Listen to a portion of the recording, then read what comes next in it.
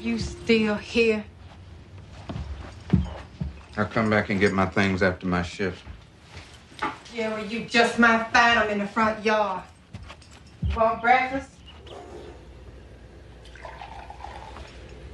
Well, I was gonna go up and eat at the cafe. No, you don't. Now, you can go on and tell Les and Bobby and Charlie that I threw you out. But I ain't gonna have you going to work eating cafe breakfast here. Thank you. I appreciate it. Melissa, look, this whole thing just one big mistake, baby. I swear that girl don't mean nothing to me. She meant enough for you to go and sleep with her. How many times I got to say it? I am ashamed of what I did. You ashamed of what you did, or you ashamed because you got caught? Well, what you want me to do, huh? I mean, you want me to beg you for forgiveness for the rest of my life? How the hell you want your eggs?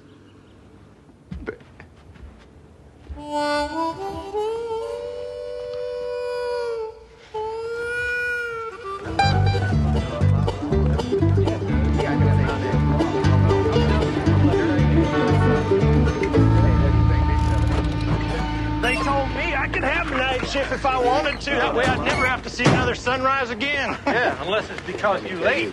Like you were this morning. I'm not going to, though, because my boy Jeffrey, he's going to be all conference football and basketball this year, and I'm not going to miss one of his games. Yeah, you betcha. Oh, my dog. Oh, come on. Don't start singing this early in the morning. Hey, Smith. Wilson, Parker, you two guys hang on a second. I'm taking you guys out of shaft 15 this morning. Oh, that's great, Smith. Get to work on our golf. We need a crew in the junction. Junction? What the hell for? That's the oldest part of the mine, Schmidt. It was robbed before we was even born. It's a good thing you guys aren't running this company. We had a geophysical team from the university down here last month, and they say there's several $1 million worth of coal in those branches. Gasification? Yeah, coal gasification. Got a pilot plant over in Charleston starting up to do just that. Get to it, boys. You take that coal out, and then they squish it all together, you see, and they make gas. Now, you're making yourself enough gas, you see, and the next time they raise them oil prices, you can just tell those fellas to go kiss your sweet patootie. We're not going to listen to this all morning, Yeah, gasification ain't important. It's high school football. That's what you say you read. I don't know about that. Last that article tell you this part of the mine's about 100 years old? Well, maybe it did, maybe it didn't. Charlie, maybe it's not too late to change shifts. 13C. 13D, that ain't right. What's the matter, Charlie? Something wrong? Well, that last turn should have put us in pillar 11. This says 13. Well, maybe somebody changed the numbers when they closed the junction. No, more likely we took a serious wrong turn back there. Last, Bobby, you track back to the shaft and get old Schmidt on the phone. Okay. Hey, Charlie, If we're not back by noon, You start without us. Get out of here. See you around, Bill. We could be digging down here for the rest of our lives, Joe. why worry? You're not going anywhere, John. You could make this a home away from home. Well, I hear you're gonna need one anyway. Charlie, you ought to take a look at this. Hey, Charlie, I think you ought to take a look at this.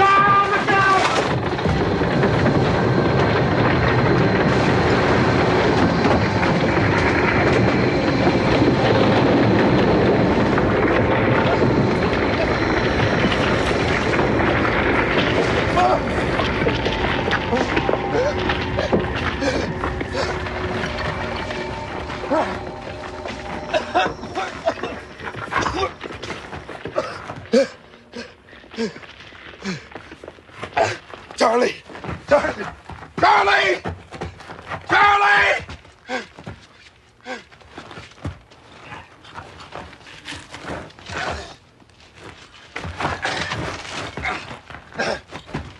Charlie! Charlie!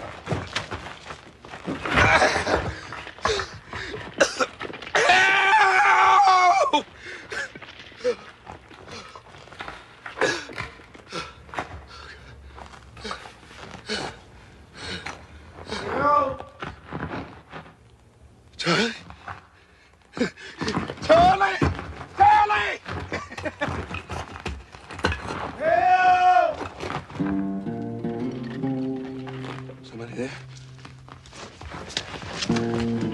Who's there?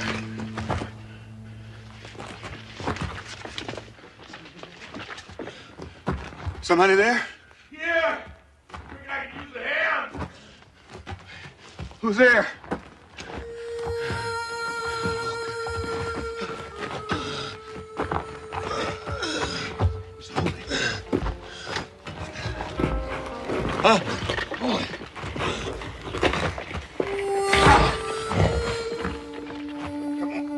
Close your eyes. Come on. Sit on up here.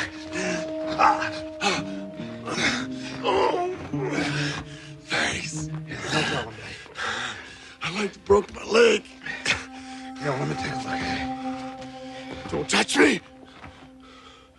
Come on, let me take a look at it. Yeah. Now look, I think it is broken. I'm gonna make you a splint. You ready? What's that? What? On your wrist. That's a wristwatch. Hey, come on, man. I need that. Now, you ready? Yeah. All right, hold on. Just hold it. Yeah. When you're done, you turn out that fire. Huh? Turn out the lamp. Start an explosion. This ain't gonna cause no explosion. I'm just hoping that the batteries will hold out. Now, you hold this for me. Right there. No heat.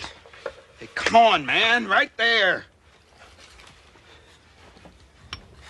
What are you doing? That's our light. I've never seen a lantern like this before. Yeah, well, you can pick one up at any hardware store. Costs you about $150. $50. That's 3 months' pay. Did you say $150 is 3 months' pay? Uh-huh. Hey, they're still up there. They gotta be looking for us. Yeah. Hey, somebody! Help! We're down here! We're here! Hey, you think they're still looking for us? They always do. Yeah, well, it sounds like you've been through a few of these. I've seen it happen. I spent a lot of time digging my friends out of spots like this. I can't understand it. I don't know what happened. I don't rightly know. 1 minute I was swinging a pick, and the next I was buried under A that. pick? You had a pick? Where is it? Somewhere up there. Oh, God. How could you lose a thing like that? We could dig our way out of here. Save your breath. It's under a ton of rock. I don't believe I know you. I didn't know we had colored working in the mine. Yeah, but we're all over the place, buddy. I don't think I know you either. I ain't never seen you, not on the day shift. You work the day shift and you don't know Ray Dobson? No, I don't. I'm the senior man here. Are you right? In making what you make? Well, you ought to talk to your union rep, man. The only union men in this mine are dead men, sir. Now, Ray, this is stupid. We got a hell of a lot more to worry about instead of you and me down here fighting. You're right. Yeah, right. I'm sure your daddy told you the same thing that mine told me. Just like religion and politics, you don't ask a man what he makes. I wouldn't know. My pappy died when I was born. Cholera got him in 1877. Yeah, well,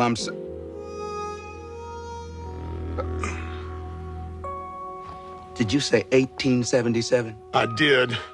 Yeah, well, Ray, that makes you about 109 years old, buddy. On my last birthday, I was 35. Now, come on, Ray! I wasn't that good in math, but I do know that if you was born in 1877 and you just turned 35, well, that just brings you up to 1912. That's right. September 16th, 1912.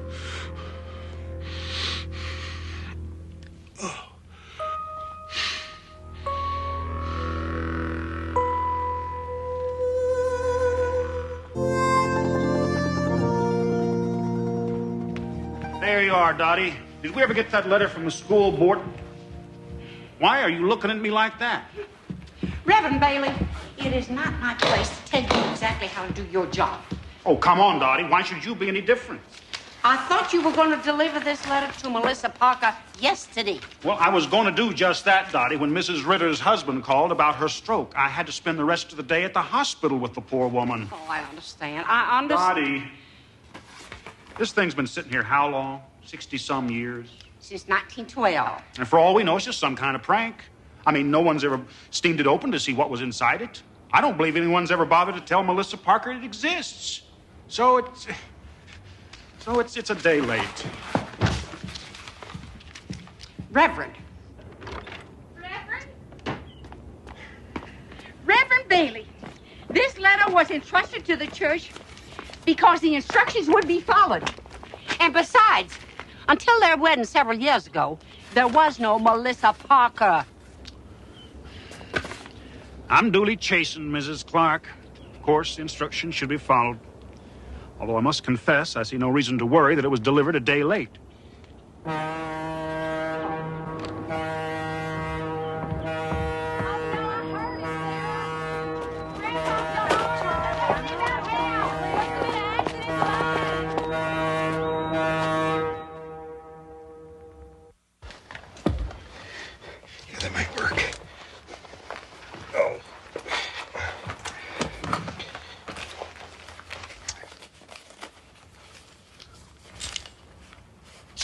Devil?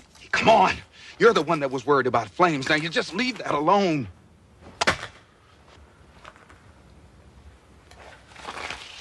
What's this? Well, the last time I checked, that was a $5 bill. Oh, yeah? Well, what do you call this? Counterfeit. This is a perfectly good silver certificate. Are we going to sit here and talk about this, or are we going to try and dig our way out of here? You can dig till doomsday if you want, but you still won't get 5 feet from where you're standing. Besides, you're using air. Why don't you sit down and rest, save your strength? Somebody's coming. Trust in the Lord. The Lord helps those who helps themselves. I don't like this. Maybe I ought to be dead. Maybe I'm already dead. Then what does that make me? You're another ghost. Yeah. There's been a lot of cave-ins down here. Well, maybe you died in 1912. Well, maybe you're the devil himself.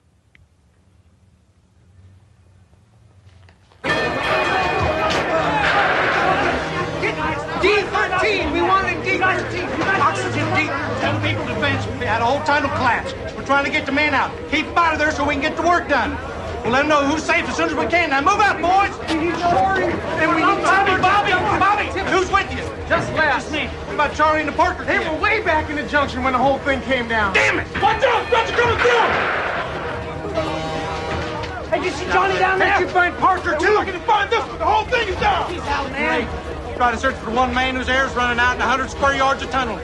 We may never find him in that. What are you going to do, give up? No. We got a few tricks. First, Tyler, get the rescue team over to the junction. Bobby will show you the way. Les, pull that crew out of shaft 6. Get them over to the junction from the other side. Have them get some picks and shovels. Okay. That's the only way. Okay. Come on, you guys. Let's move, people. Ray, this air's getting stale. Tastes like coal. You gotta take it easy. Stretch out the supply. Yeah, well, can we talk at least? Can't talk, you might as well die. Yeah. Anyway, I was seeing Abby Carter at the time. She had this sister, Sarah, a twin. They was always pulling a switch on me.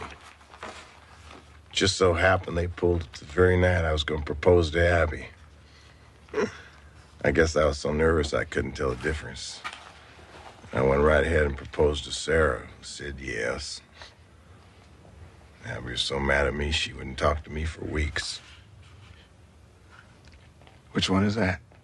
Is that Abby or Sarah? And Sarah, of course. She's the one that said yes. Ray, she looks like a good woman to me. You married, John? Yeah. I've been married several years. Her name's Melissa. She was my high school sweetheart. Sarah and I have been married 5 years. Yeah, well, 5 happy years, I hope. Oh, we had our ups and downs. Yeah, well, right now I'm having one of my downs. I've been making mistakes. Mistakes I'll be paying for the rest of my life. My mama used to say every night when the sun went down, it was the death of the sky. But at dawn, it's reborn.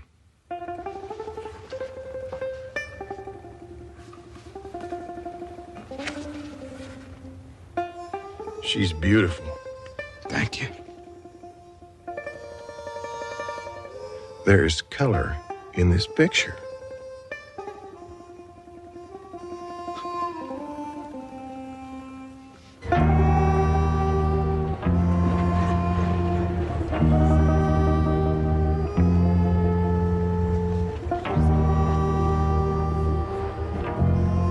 Mrs. Parker? Mrs. Parker? Melissa Parker? I'm not ready to see you yet, Reverend. This has nothing to do with the mine, Mrs. Parker. I've been looking for you. It's about a letter addressed to you.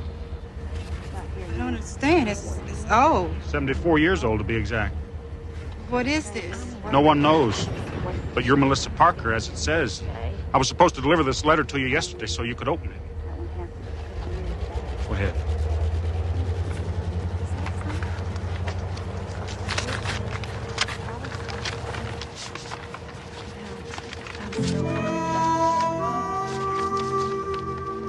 Dear Mrs. Parker, this will strike you as madness, but there's no other way to put it.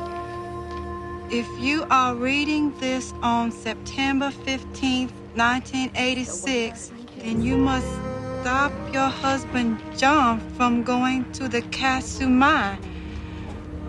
On September 16th, he will be trapped in a cave-in.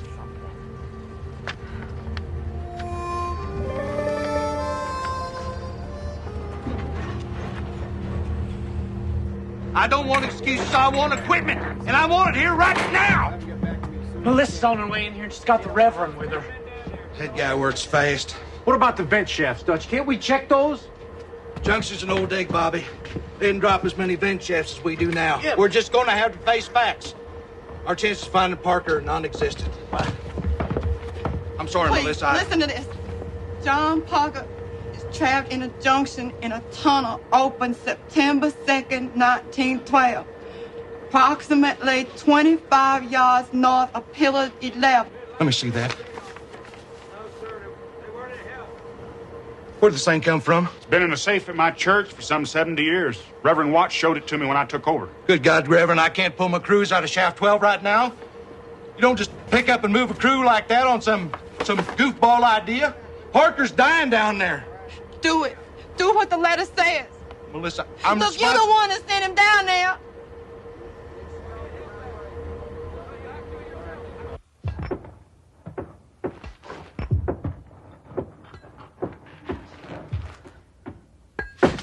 Ray? Did you hear that? What is it? That sound, listen. Ray, there's somebody up there. We're here! We're here! We're here!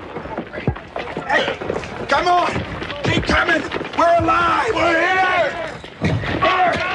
Come on! We got him! Look out, he's got a burst inside! He's gonna get away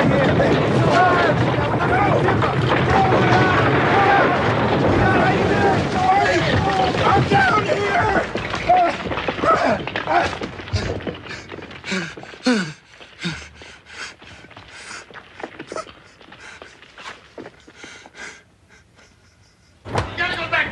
I got him. I'm telling you, you gotta go down there. On the bed.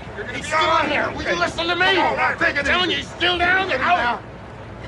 What's he talking about? He's only one missing. Too much dust, I suppose, makes him see things. Oh, Ray, you're safe. Thank God. Oh, God.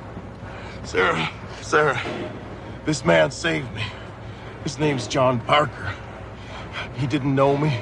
He didn't have to help me, but he's still down there. No, Ray, it's all right. You're safe now.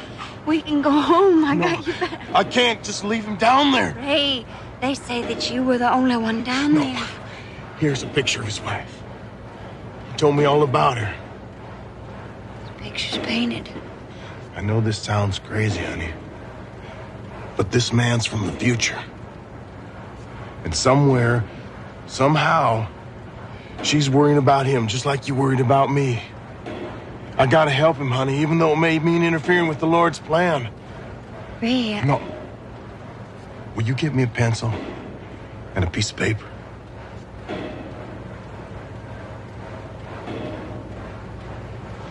I don't understand any of this, but I love you. And I will help you. Your husband saved my life, Mrs. Parker. And if you believe that a man facing death thinks only of those things that are important and true, you should know that John was thinking of you. He's too good a man to spend his life begging forgiveness. Sincerely, Ray Dobson. Hey, this guy will do anything to get out of work for a day. We had to beat him up a little bit, but we got him. Oh, done real good! Bobby, great mate, man. It's okay, Melissa. I'm all right. Melissa. I'm sorry. I'm so... Let's go home.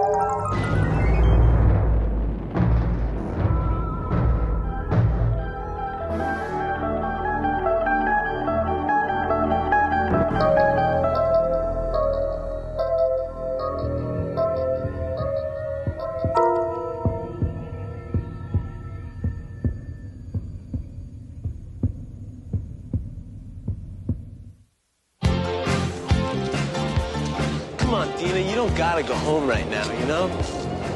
I don't know. I told my mom I'd go to the drugstore and come right back. Well, since when do you do what you tell your mom, you know? Come on, we'll have some fun. Oh, yeah? Yeah. Doing what? I don't know, I mean, I'll scare up some burn and I'm sure we'll think of something. And what is burn? Oh, burn like booze, you know? Well, look, I mean, it's gotta be better than sitting at home, right? I mean, unless you want to vegetate with Mom and watch Dynasty on the big screen. Come on. All right. Let's go.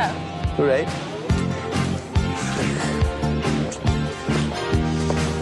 Freeze, slime! Real fast. I want you to take all your money out of your pockets and put it on the ground. Then, I want you to take your underwear off and put it on your head.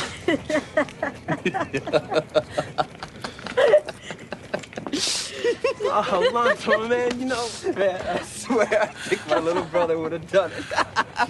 No, I don't think I want to see his underwear right at this moment. Oh, look at this. It ain't even a gun. No, man, it's a starter's pistol. It's pretty mean, though, don't it? Come on. Come on.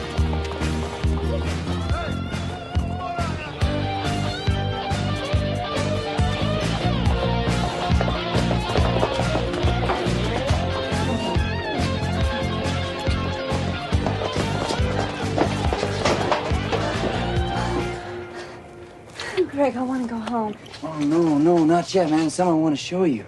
Come on, walk me home. Oh, come on, it's only a couple blocks from here, man. I promise you. After we check it out, we'll all walk you home. Okay?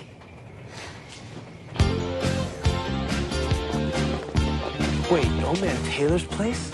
Not anymore, man. He died. I saw him carting out this afternoon. Come on. He died?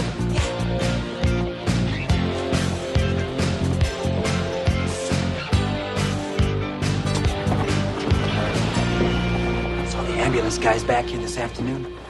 Had the top off and checking it out. Oh, like silk, man. Feel this. This is a hell of a car, ain't it? I wonder what the inside is like.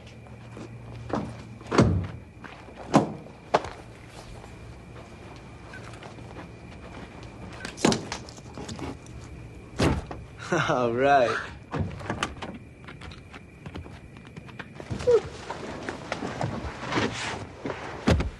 Wow, this is bigger than my whole bedroom. Oh, wow. Man, how do you keep this thing so cherry? Who wants a ride? Yeah, I do. Hey, look, Alonzo. Come on, man. Pop the hood. It'll be okay. Yeah, come on.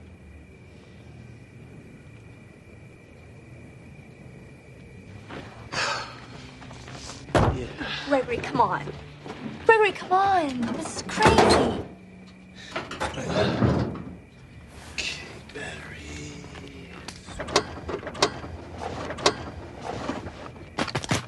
Yeah, the battery's good.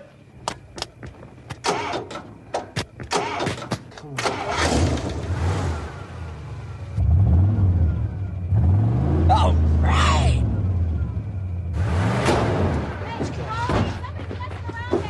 Hey, Greg. What? Come on, let's go. Come on.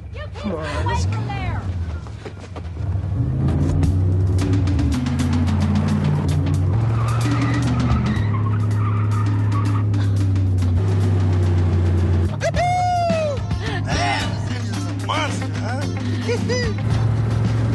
Alonzo!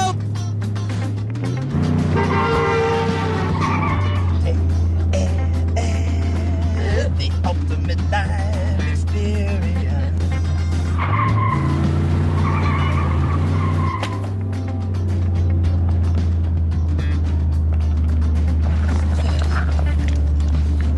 Check it out. Charlie Taylor must have been some crazy guy, huh? Woo! What street is this? I don't recognize it. It's me. Deaver, that was Penfield. Don't look like Deaver. Look at the houses. Wow, look at the cars. I want a cigarette. Pack in the glove box.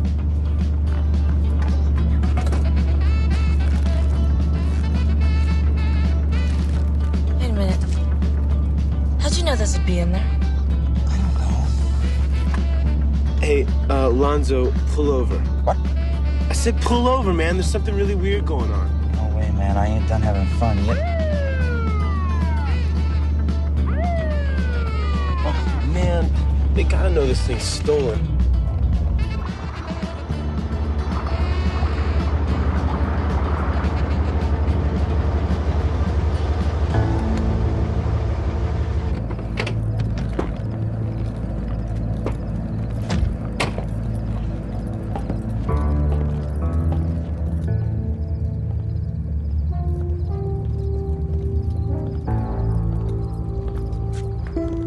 I see your license and registration. What's the problem, officer? Chadway's 5 and Dime was held up tonight. Well, we ain't been anywhere near as Chadway's tonight. What's Chadway's? Well, it was a store, but I mean, they tore it down years ago. Okay, kid. Get out of the car very slowly. Lonzo!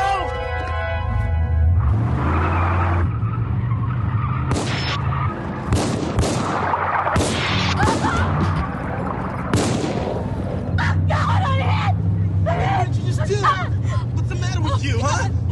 Get away, I gotta get away. You shot a cop, you idiots! Had to. No, you didn't!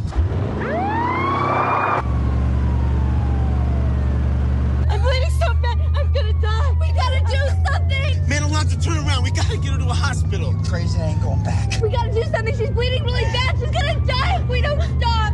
Lonzo, it hurts. Oh, jeez.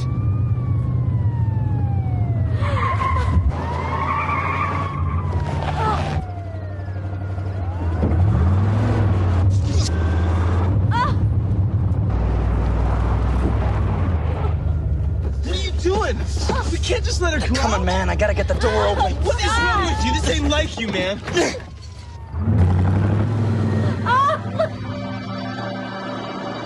She's not there, man. Where did she go?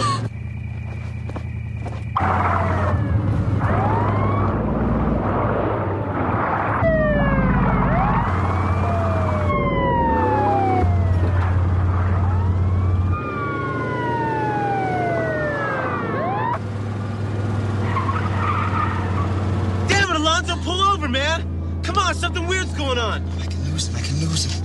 You pull over and let us out now!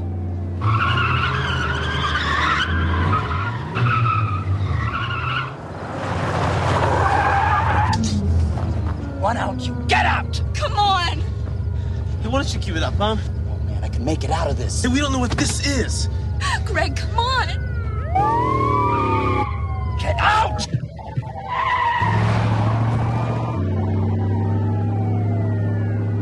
What the hell?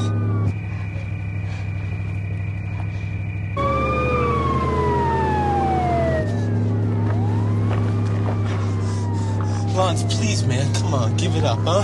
Think about it, it ain't worth it. Oh, man, the cop is dead. I know he is, so I'm gonna die anyway. How do you know, huh? Man, we can shake these guys, I know it. Look, I ain't gonna die out here with you, you know? I mean, I ain't gonna die. Come on, man, we're gonna make it. We're gonna make it.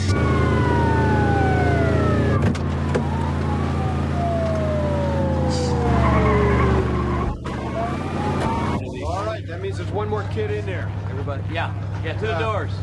Bring me a fry bar, will you, Sean? You okay? I'll go right the other side. All right. Adrian called her when she heard what was happening. You okay? Hey, that's my brother in there. What's going on? Beats me, but that car is something of a legend. It was used in a robbery 30 years ago. Cop was killed. I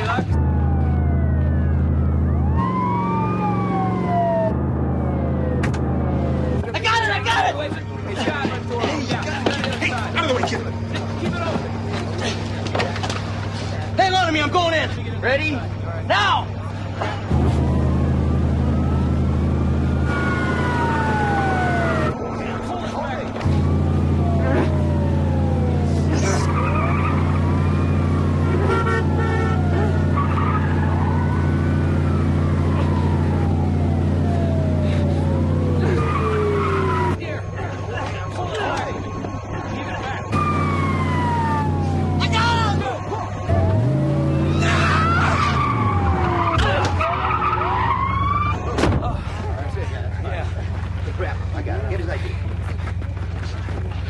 Are you okay?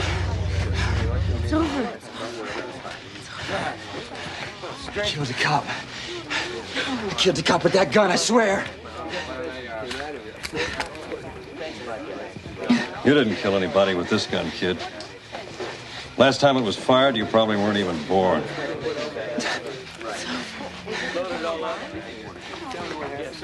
What happened? Yeah, look, Lance, you didn't do it. It was old man Taylor. I mean, after all these years, he was trying to confess. And I guess this was his way.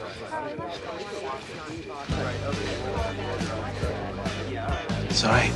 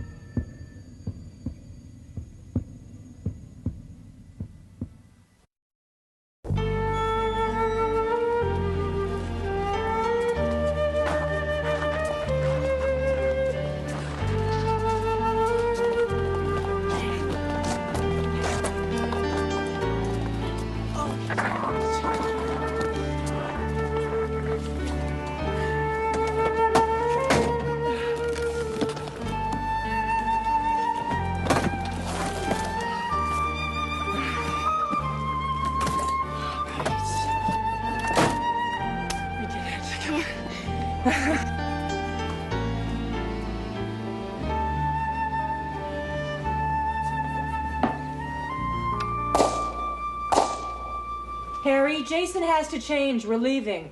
Just 5 more minutes and bring down a cold beer, will you? Harry, you've had 2 already. I can count, Sally. Just bring down the beer.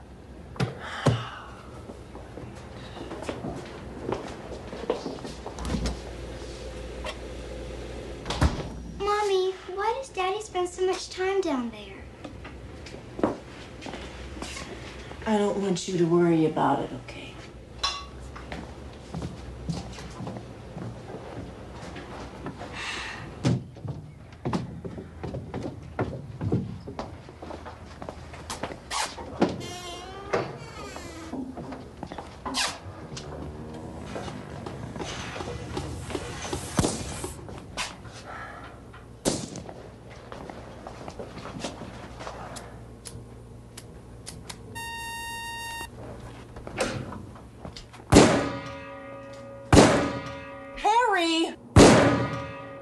You're still too high. Relax.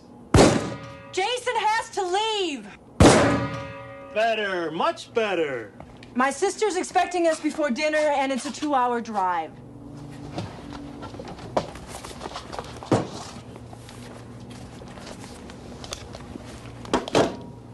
Better hurry, kiddo.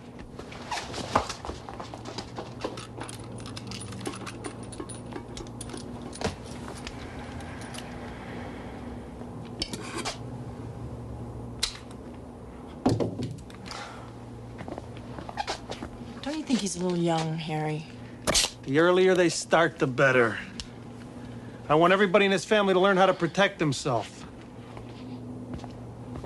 He's only 7 years old. All right, lay off, will you? I don't see why you have to drag him all the way to Kansas City every time your sister gets lonely. Jason loves to go. And what do you care? The way you hole up down there every weekend, you wouldn't know if we were upstairs or in the room. I miss her, Harry. She's about the only person I can talk to anymore. Sal, you haven't told your sister about the shelter, have you? No, of course not. I know how you feel about that. You are never to tell anyone about the shelter. It's our family secret, just the four of us. Don't you ever forget that, Sal, not for a moment. Mom? Yes, Harry, I said I understood. Come on, kids, let's go.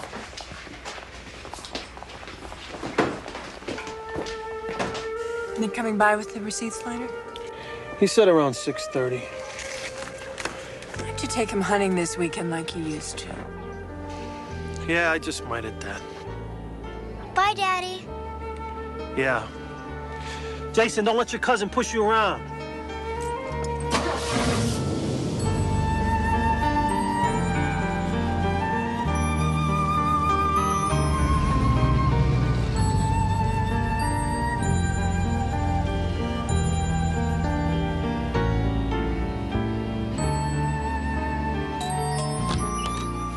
Sorry I'm late. Last minute rush. Old man Richter came in, wanted to buy a new clip for his automatic, and then a couple of hunters from Wheelerville needed ammo. Well, that's a good week all told. Hey, have you heard the news about this Middle Eastern thing? Oh, it's getting scary. This evening, the fighting seems to be spreading. Where's Sally and the kids? I went up to Kansas City again to visit with her sister. I was just putting dinner in the microwave. Stick around, I'll pop in another one. Great, sure. Thanks, Harry. That the President and First Lady did indeed leave the White House by military helicopter half an hour ago. Toman refused to disclose their destination, nor would he confirm that their departure has anything to do with the escalating crisis in the Middle East. Well, I guess it's just like you predicted, Harry. The whole world's going straight down the old toilet. Going? Ha! We're already in the toilet. Drugs, terrorism, pornography. It's worse than any war. Sally used to understand all that, but now she lives in a dream world. All she wants to do is turn my son into a mama's boy. Or worse. I tell you, Nick, I almost long for it. What? The bomb. It could put a lot of things right again. You and I. We don't belong in a world full of degenerate rock stars, hairdressers, bureaucrats. Sometimes I dream about it. Afterwards, starting over with my son in a purified world. In a world with all the scum burned off of it, with everything basic and simple. I don't know, Harry. I can't imagine anyone wanting to live in a world with so much gone. What would be gone? Just an ugly, screwed-up world slowly being eaten up by pimps and cowards. Yeah. But you'd have to survive a nuclear war. Now, there's not much chance of that now, is there? Oh, it can be done if you plan on it. You mean build a fallout shelter or something like that? Fallout shelter wouldn't be enough. Not here. Dunston's only 4.5 miles from Wakefield Air Base, a prime target. Any shelter'd have to be deep and blast-proof. Sure. Nick, we've known each other since high school. You've been working in my gun store for 10 years. Hell, you're practically a part of the family. I think you deserve to be let in on a little family secret. The door's lined with lead. The wall's solid concrete, 4 feet thick, completely radiation-proof. These gauges give me outside temperature and humidity. That one monitors surface radiation. The shelter has sleeping, shower, and bathroom facilities for 5. Over here is the medical supply cabinet. All the water's pumped in by an indoor well. Power generators with a 300-gallon fuel tank. Air filtration system. Draws air from the outside, but through 30 feet of gravel and charcoal. Harry, this is amazing. How did you do this and still keep it a secret? Remember when I had the pool put in? Oh, no. That was my cover. I hired people from out of state. While half of them tore up the backyard, I had the rest of them dig this out. I told them it was for a wine cellar. A wine cellar? You? They were illegals. What did they know? I built everything else myself. No one knows it's here, not even my neighbors. Especially not my neighbors. My family. And now you are the only ones that know about this. And we're sworn to secrecy. Do you understand, Nick? Yeah, Harry. I'm just flattered you'd let me in on it.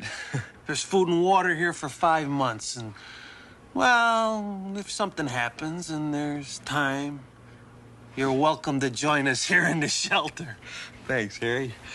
I don't know what to say. Look, I saved this for last. A multi-band communication system. I'll raise the antennas. They're located under a concrete slab in the backyard that could push up through a ton of debris. It's to link me with other survivors afterwards. The neighbors think it's part of some elaborate satellite TV. That was a live report aboard the aircraft carrier Nimitz, now in position in the Gulf of Sidra. Defense Department sources confirm that the armed forces have been placed on red alert and an emergency cabinet meeting is being held at an undisclosed location. The president has issued a statement in which he states unequivocally that Stay here. Don't move. I have to make a phone call. I'll be right back. Any escalation in the fighting. We go live now to John Shepard in our Moscow bureau with more on those alarming reports that many Russian cities are being evacuated. Hello? Sure. It's Godzilla, king of the monsters. Hello? Have you been watching the news? I want you to pack up the car and come home. Are you crazy? We'd be driving half the night. The whole country's about to blow up. I want you here. Harry, every time there's a minor international crisis, you think we should barricade ourselves in the family tomb. A little louder. I don't think they heard you in Iowa. Listen. If you're not out of there in the next 5 minutes. You're drunk, aren't you? No. Sally, wait, look. Send Jason back home. Put my son in a cab and send him back. I don't care what it costs. He's afraid of you, Harry. He's staying here. Sally!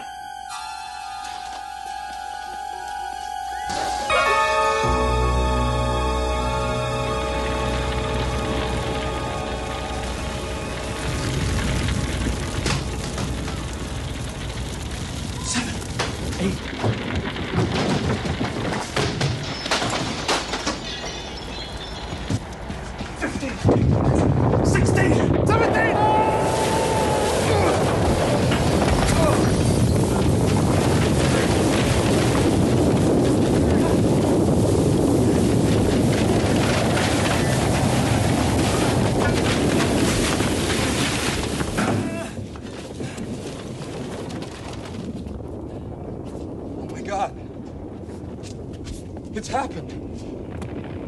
This is it! This is it! The antennas, did you lower them? Well, no, Harry, I don't know how. Oh, my God. Damn! Damn! That was our only connection with the outside. The shelter's completely radiation-proof. Even the radio waves. I gotta get home. My parents. Nick, you need me. Nick! I gotta get home. No! Nick! Stop! Listen! Listen, you're not going anywhere! It was a direct hit on the air base! Listen to me! We're gonna have to stay down here until the radiation levels drop! At least a month! Look! No! Look, Nick! No.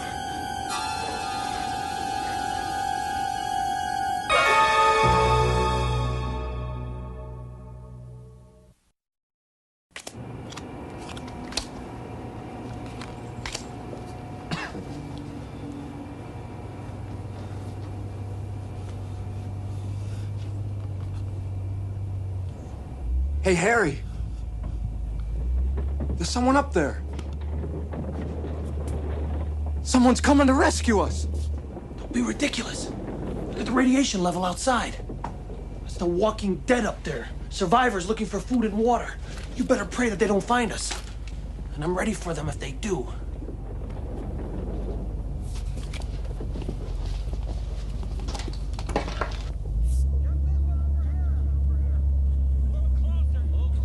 Hey! Hey! We're down here! Shut up, you idiot! Hey! No, why? Oh.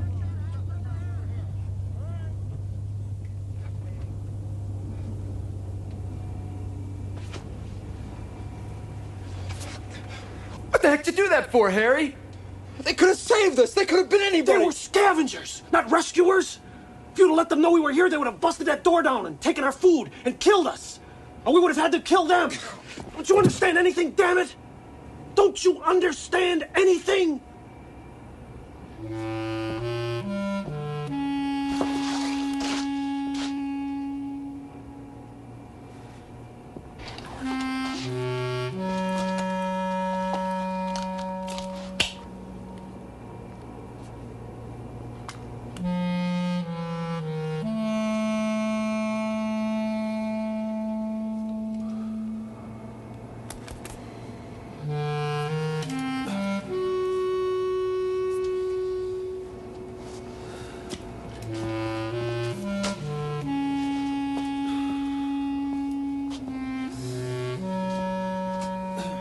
I thought you said the radiation would go down after a month or so, Harry. It's been 3 months and it still looks the same. You're not very good in tight spots, are you, Gatlin? It's cold. Why is it so cold, Harry? If you'd spend more time shaping up instead of pacing and moaning, you'd be a lot warmer. We've got to be ready for whatever it is we find out there.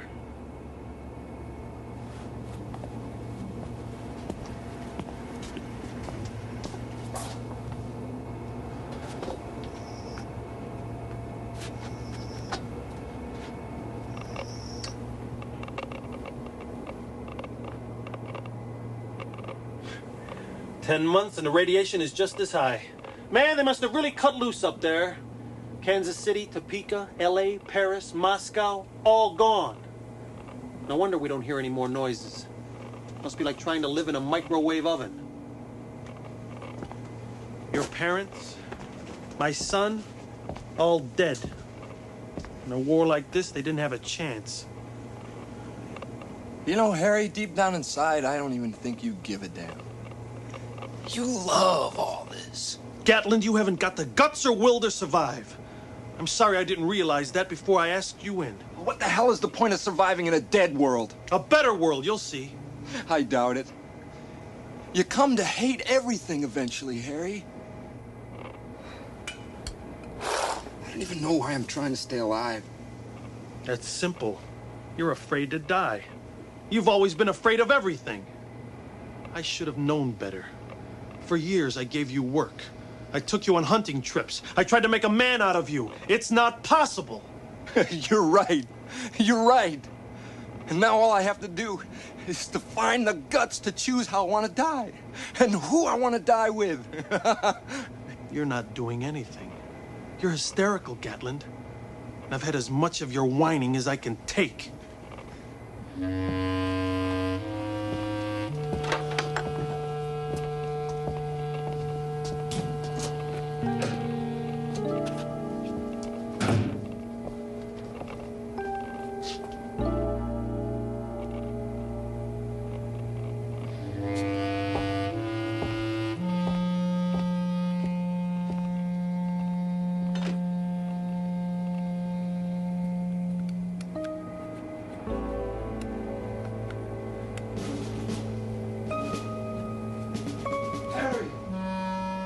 Me, Nick.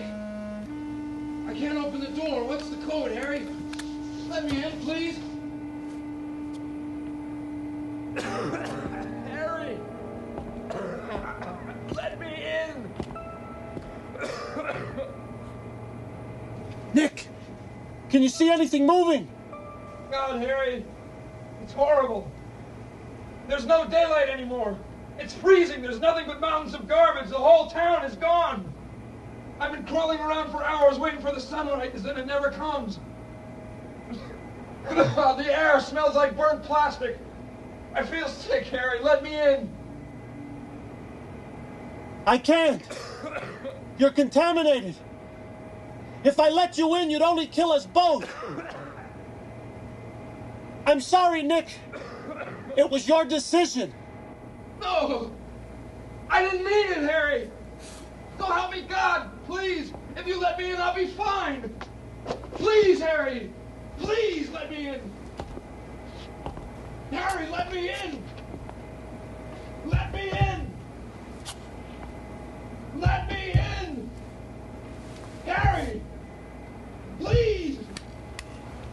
Let me in! Let me in! Harry!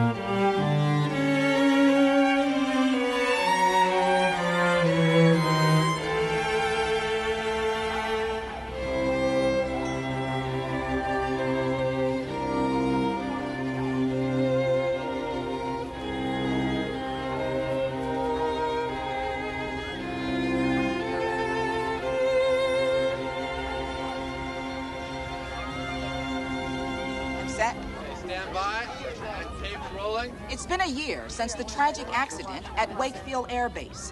That horrifying day when one of our own nuclear cruise missiles detonated without warning in the bomb bay of a B-1 bomber as it was preparing to take off, instantly leveling the small town of Dunston, Kansas. The world will never forget the shock, destruction, the appalling loss of life. A shock that many now feel pulled the world back from the brink of war. When the decision was made to bulldoze the highly radioactive ruins into as compact an area as possible and seal them under this vast radiation-proof dome, no one could have foreseen how sacred a shrine it would become.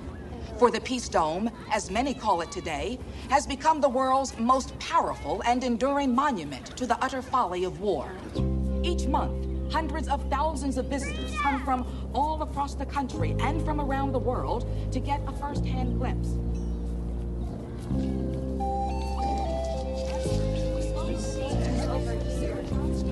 Mommy, is that where Daddy's buried? Yes, dear, that's where Daddy is buried.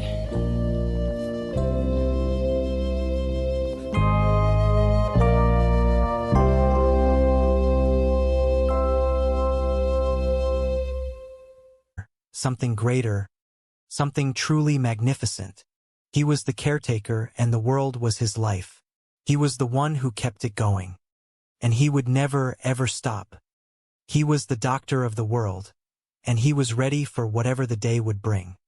He was the guardian, the protector, the keeper of the balance. And he was home. The world was safe, and it would stay that way as long as he was there, as long as he was watching, as long as he was working. He was the doctor of the world, and he was the man who kept the world from going poof. He was Dr. Jeremy Sinclair, and he was the guardian of the balance. He was the man who kept the world alive, and he was just getting started. The world was in good hands. He was the man for the job. He was the caretaker of the world. And he was home. The city was a cacophony of sound, a relentless grinding of gears and human ambition that rarely paused to catch its breath. In the heart of this urban sprawl, within an apartment complex that had seen better decades, lived a man whose existence was a stark contradiction to the chaos outside. Edgar Witherspoon was, to the casual observer, an eccentric old man, a collector of refuse, and an annoyance to those who lived in his proximity. To his landlady, Mrs. Milligan, he was simply a source of constant frustration.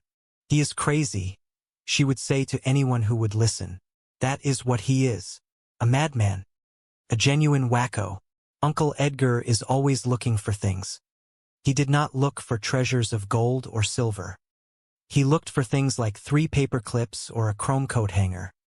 Or perhaps, on a particularly busy day, 1 patent leather tap shoe. He would rummage through trash cans with the intensity of a treasure hunter.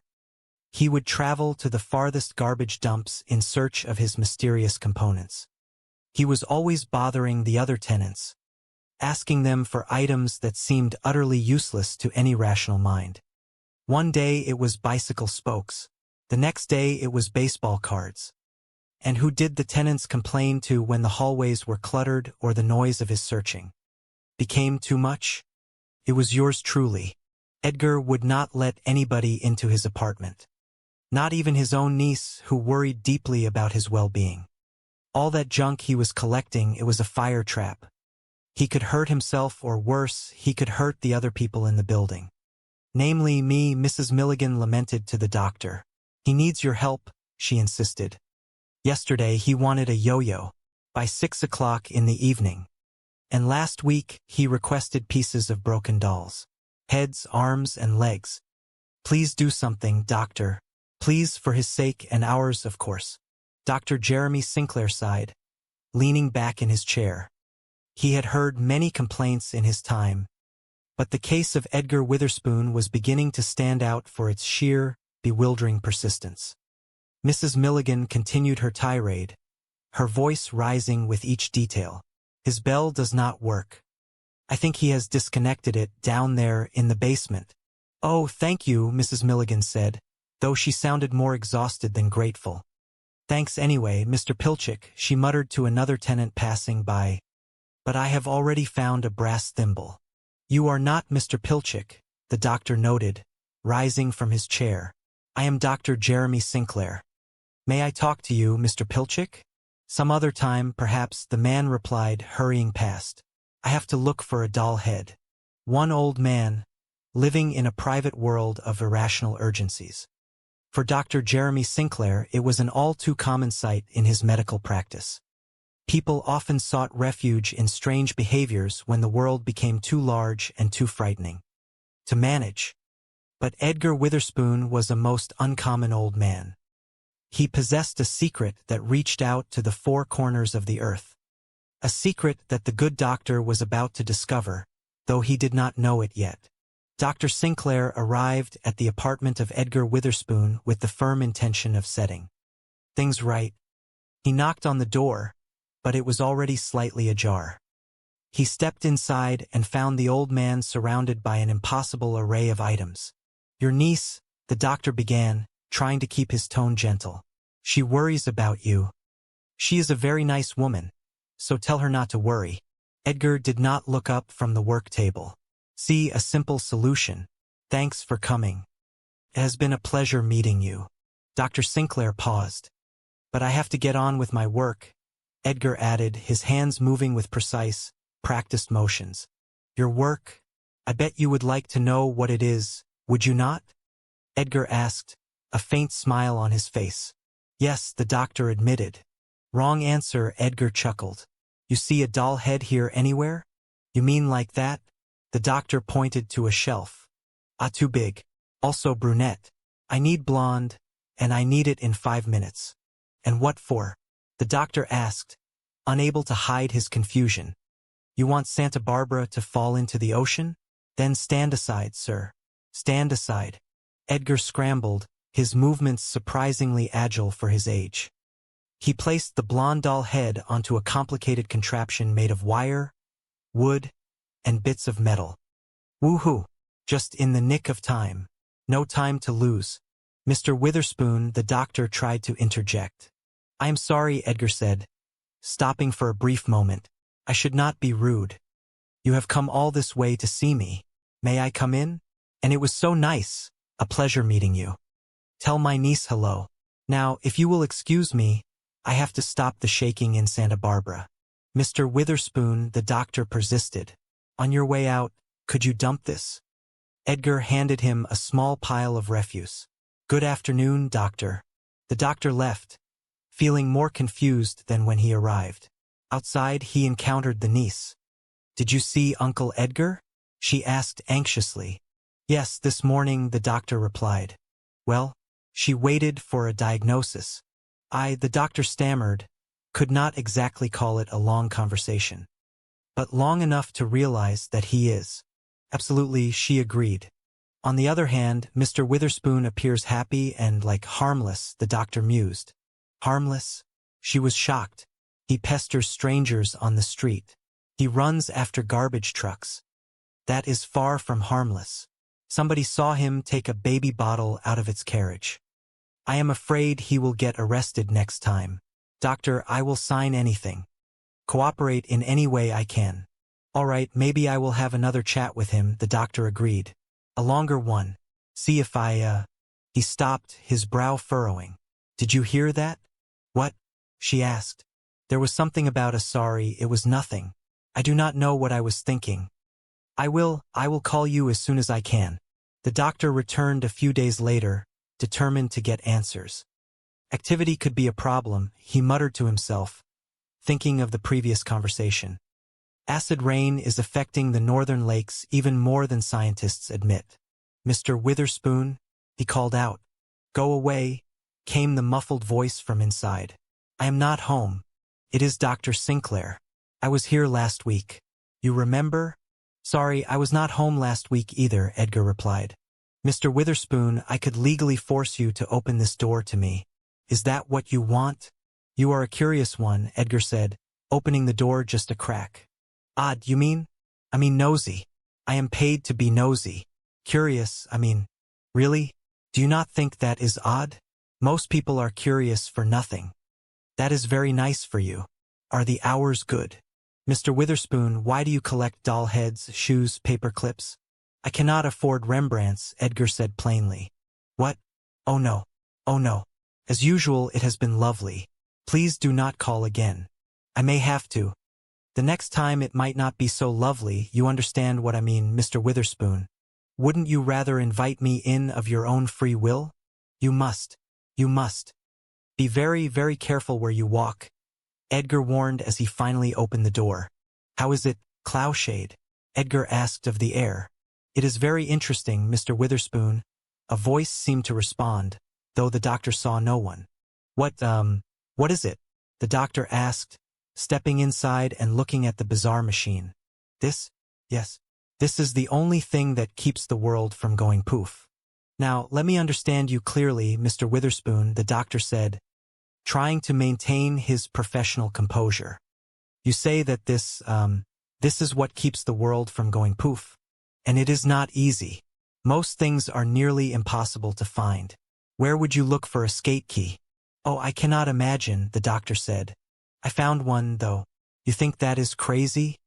Well, a bright, clear sound that seemed to welcome him. The shop was filled with shelves, and the shelves were filled with everything one could imagine.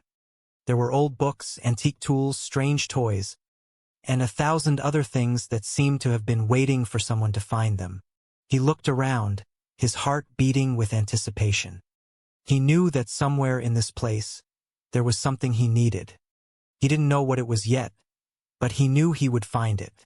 He began to walk, his eyes scanning the shelves, his mind open to the possibilities. He felt a sense of adventure, of excitement, of belonging. He was doing what he was meant to do. He was doing what the world needed him to do. He was the doctor and he was on a house call. But this house was the world, and the patient was everyone and everything that lived in it. And he was ready to help, ready to heal, ready to save. He walked past a row of old clocks, each one ticking in its own time, a cacophony of seconds and minutes and hours. He passed a collection of vintage cameras, each one a witness to a moment that had long since passed. He moved deeper into the shop, into the shadows where the light did not reach, where the secrets were kept. And there, on a bottom shelf, hidden behind a stack of old journals, he saw something that caught his eye. It was a small brass lever, worn and polished by the touch of many hands. He picked it up and held it. It felt solid, reliable, and profoundly important. He knew what it was for, even though he had never seen it before. He had found it, the next adjustment, the next step in the preservation of the world. He felt a surge of joy, a feeling of deep, profound gratitude. He had been guided here, directed to this exact spot, to find this exact thing. He went to the counter and paid the shopkeeper, a quiet, observant woman who seemed to understand that he had found something special, even if she did not know what it was. He thanked her, his voice warm and sincere, and left the shop. He walked back out into the light, the brass lever in his pocket, his step light, his heart full. He had done it. He had followed the path, he had answered the call, and he had found the piece that was missing. He was not just a doctor anymore. He was a piece of the machine itself, a vital, moving part that helped to keep the whole thing running. And he was happy. He was, in the truest sense of the word, happy. He went back to the apartment, climbed the stairs, and unlocked the door. He stepped inside and closed the door behind him. He went to the workbench, picked up the brass lever, and looked at the diagram on the wall. He knew exactly where it went. He knew exactly what it would do. He knew exactly how it would help to keep the world in balance. He was ready. He worked for hours, his hands steady, his mind focused. He was in the zone, a place of pure, unadulterated purpose. He was creating, he was building, he was healing. He was the caretaker and he was doing his job. When he finished, he stepped back and looked at the machine. It looked the same, but it was different. It was better. It was stronger, more resilient, more balanced. It was a reflection of the work he had done, the care he had taken, and the love he had invested. He leaned back, exhausted but satisfied, and looked out the window at the city lights. He knew that somewhere, in the vastness of the world, A storm had been averted. A fire had been contained. A disaster had been prevented. He felt a sense of quiet triumph. He had done his part. He had kept the world turning. He had kept it safe. And he knew that as long as he kept working, as long as he kept listening, as long as he kept caring, the world would be okay. He was the doctor, the engineer, the guardian. He was Dr. Jeremy Sinclair, and he was exactly where he was supposed to be. He was in the Twilight Zone, and he was the master of his own destiny, the architect of his own reality, the keeper of the balance. He closed his eyes, his breathing slow and steady, his mind at peace. He was the man who kept the world from going poof, and he had never felt more important, more significant, more alive. The machine ticked on, a gentle, comforting sound that filled the room, a testament to his work, his dedication, and his love. He was the protector of the world, and he was ready for tomorrow, ready for whatever the world would need, ready for the work that would never end. But that was worth every second of his time, every ounce of his effort, and every beat of his heart. He was the caretaker, and the world was in good hands. He was the one who made sure the sun rose, the rain fell, and the seasons changed. He was the one who made sure that life, in all its chaotic, beautiful, and precarious forms, would continue day after day, year after year, until the end of time. And as he slept, the world turned, safe and sound, held together by the quiet, tireless, and profoundly beautiful work of the man who had traded his stethoscope for a screwdriver, his charts for a map of the universe, and his life for the lives of everyone on the planet. He was the doctor of the world, and he was the happiest man on earth. He had found his purpose, he had found his place, and he had found the truth. The world was a fragile, wonderful thing, and he was the one who kept it that way. He was Dr. Jeremy Sinclair, and he was the guardian of the balance. He was the man who kept the world from going poof, and he was only just getting started. The future lay ahead, a vast, uncharted territory of possibilities, and he was ready for it. He was ready for the challenges, the problems, the mysteries. He was ready for the work. He was the caretaker, and he was here to stay. He was the bridge between the ordinary and the extraordinary, between the seen and the unseen, between the possible and the impossible. He was the one who understood that the true magic of the world lay not in the grand, spectacular events, but in the small, everyday miracles that happened all around us, every single moment of every single day. And he was the one who made sure they continued to happen. He was the guardian of the miracle, the protector of the magic, the keeper of the light. He was the man who kept the world in balance, and he would never stop. He was the doctor of the world, and his shift had only just begun. The work was endless, the responsibility was immense, and the stakes were higher than anyone could possibly imagine. But he was ready, he was willing, he was able, he was the man for the job. He was the one who had been chosen. He was the caretaker of the world. And he was the luckiest man alive. He was Dr. Jeremy Sinclair, and he was home. The machine continued its work, a steady, rhythmic, and reassuring presence that filled the room with life and meaning. The doctor, resting, felt the hum of the world beneath him, a pulse that was steady, strong, and true. He was at peace. He was complete. He was the guardian, and the world was in his hands. And everything was going to be exactly as it was meant to be. The world was safe. The balance was kept. And the life of the planet, in all its glorious, complex, and beautiful variety, would continue, thanks to the doctor who had learned, in the quiet, dusty corners of the Twilight Zone, that the most important work in the world is the work that no one else sees. The work that no one else knows, the work that keeps the world from going poof. He smiled in his sleep, a smile of quiet, deep, and profound contentment. He knew the truth. He knew the secret, and he knew that he was the man who held the key to the future of the world. And he was proud. He was honored. He was ready. The night went on. The world kept turning, And the caretaker, in his apartment, continued his work, even in his dreams.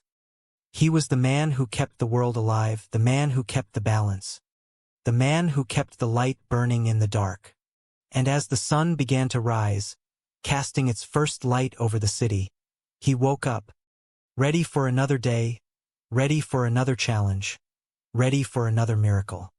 He was the doctor of the world, and he was just getting started. The cycle of the day began anew, the traffic started to flow, the people went to their jobs, the children went to school, and the machine in the corner, the quiet, humble, and miraculous machine, continued to spin, to click, to whir, to maintain the balance, to hold the world together, to keep the dream alive. And the doctor, sitting at his desk, watching the machine, felt a profound sense of gratitude. He had been given a gift, a responsibility, a purpose. He had been given the chance to be part of something bigger. Lead him to it. The city was vast, a labyrinth of potential solutions to problems he did not yet understand. He passed a music store, a place of refined instruments, polished wood, and tuned strings. That was likely not where he would find it.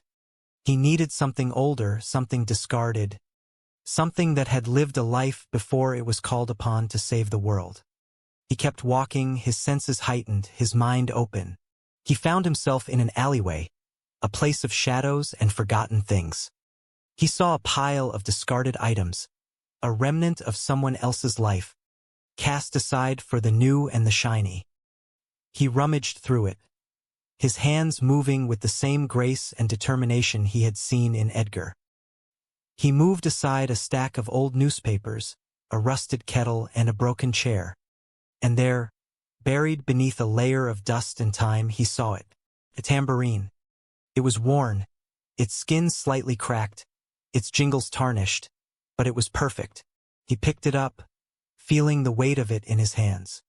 It was a simple object, a toy, a musical instrument, a tool of joy. And now it was a component of salvation. He felt a surge of relief, a sudden, sharp clarity. He understood why Edgar had been so frantic. The urgency was not a sign of madness. It was a symptom of caring. It was the realization that the world was not a given, that it was not a guarantee, but a delicate, precarious thing that required constant tending. He walked back to the apartment, the tambourine tucked under his arm. He felt a sense of belonging that he had never experienced in his medical practice. He was no longer a bystander in the human experience. He was a participant, a guardian, a silent partner in the survival of all things. He unlocked the door and stepped inside. The machine seemed to acknowledge his return, its clicking growing slightly more rhythmic, its motion more fluid. He placed the tambourine on the workbench, right next to the brass thimble and the blonde doll's head. He looked at the diagram on the wall. He saw the path forward. He saw the connection between the tambourine and the balance of the planet. He realized that he would never be the same again. The doctor who had walked through that door earlier that day was gone, replaced by someone who understood that the true meaning of medicine was to keep the world healthy, one discarded, miraculous, and necessary object at a time. He sat down, picked up a small screwdriver, and began to work.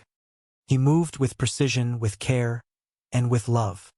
He knew that the world was still turning, that the sun was still shining, and that, for the moment, everything was in balance. And he knew that as long as he was there, as long as he kept his eyes open and his hands ready, it would stay that way. The night deepened, the stars emerged in the sky above the city, and in the quiet apartment, the doctor worked, a smile on his face. He was not a madman. He was an engineer of reality, a curator of the unseen, and he had never felt more sane.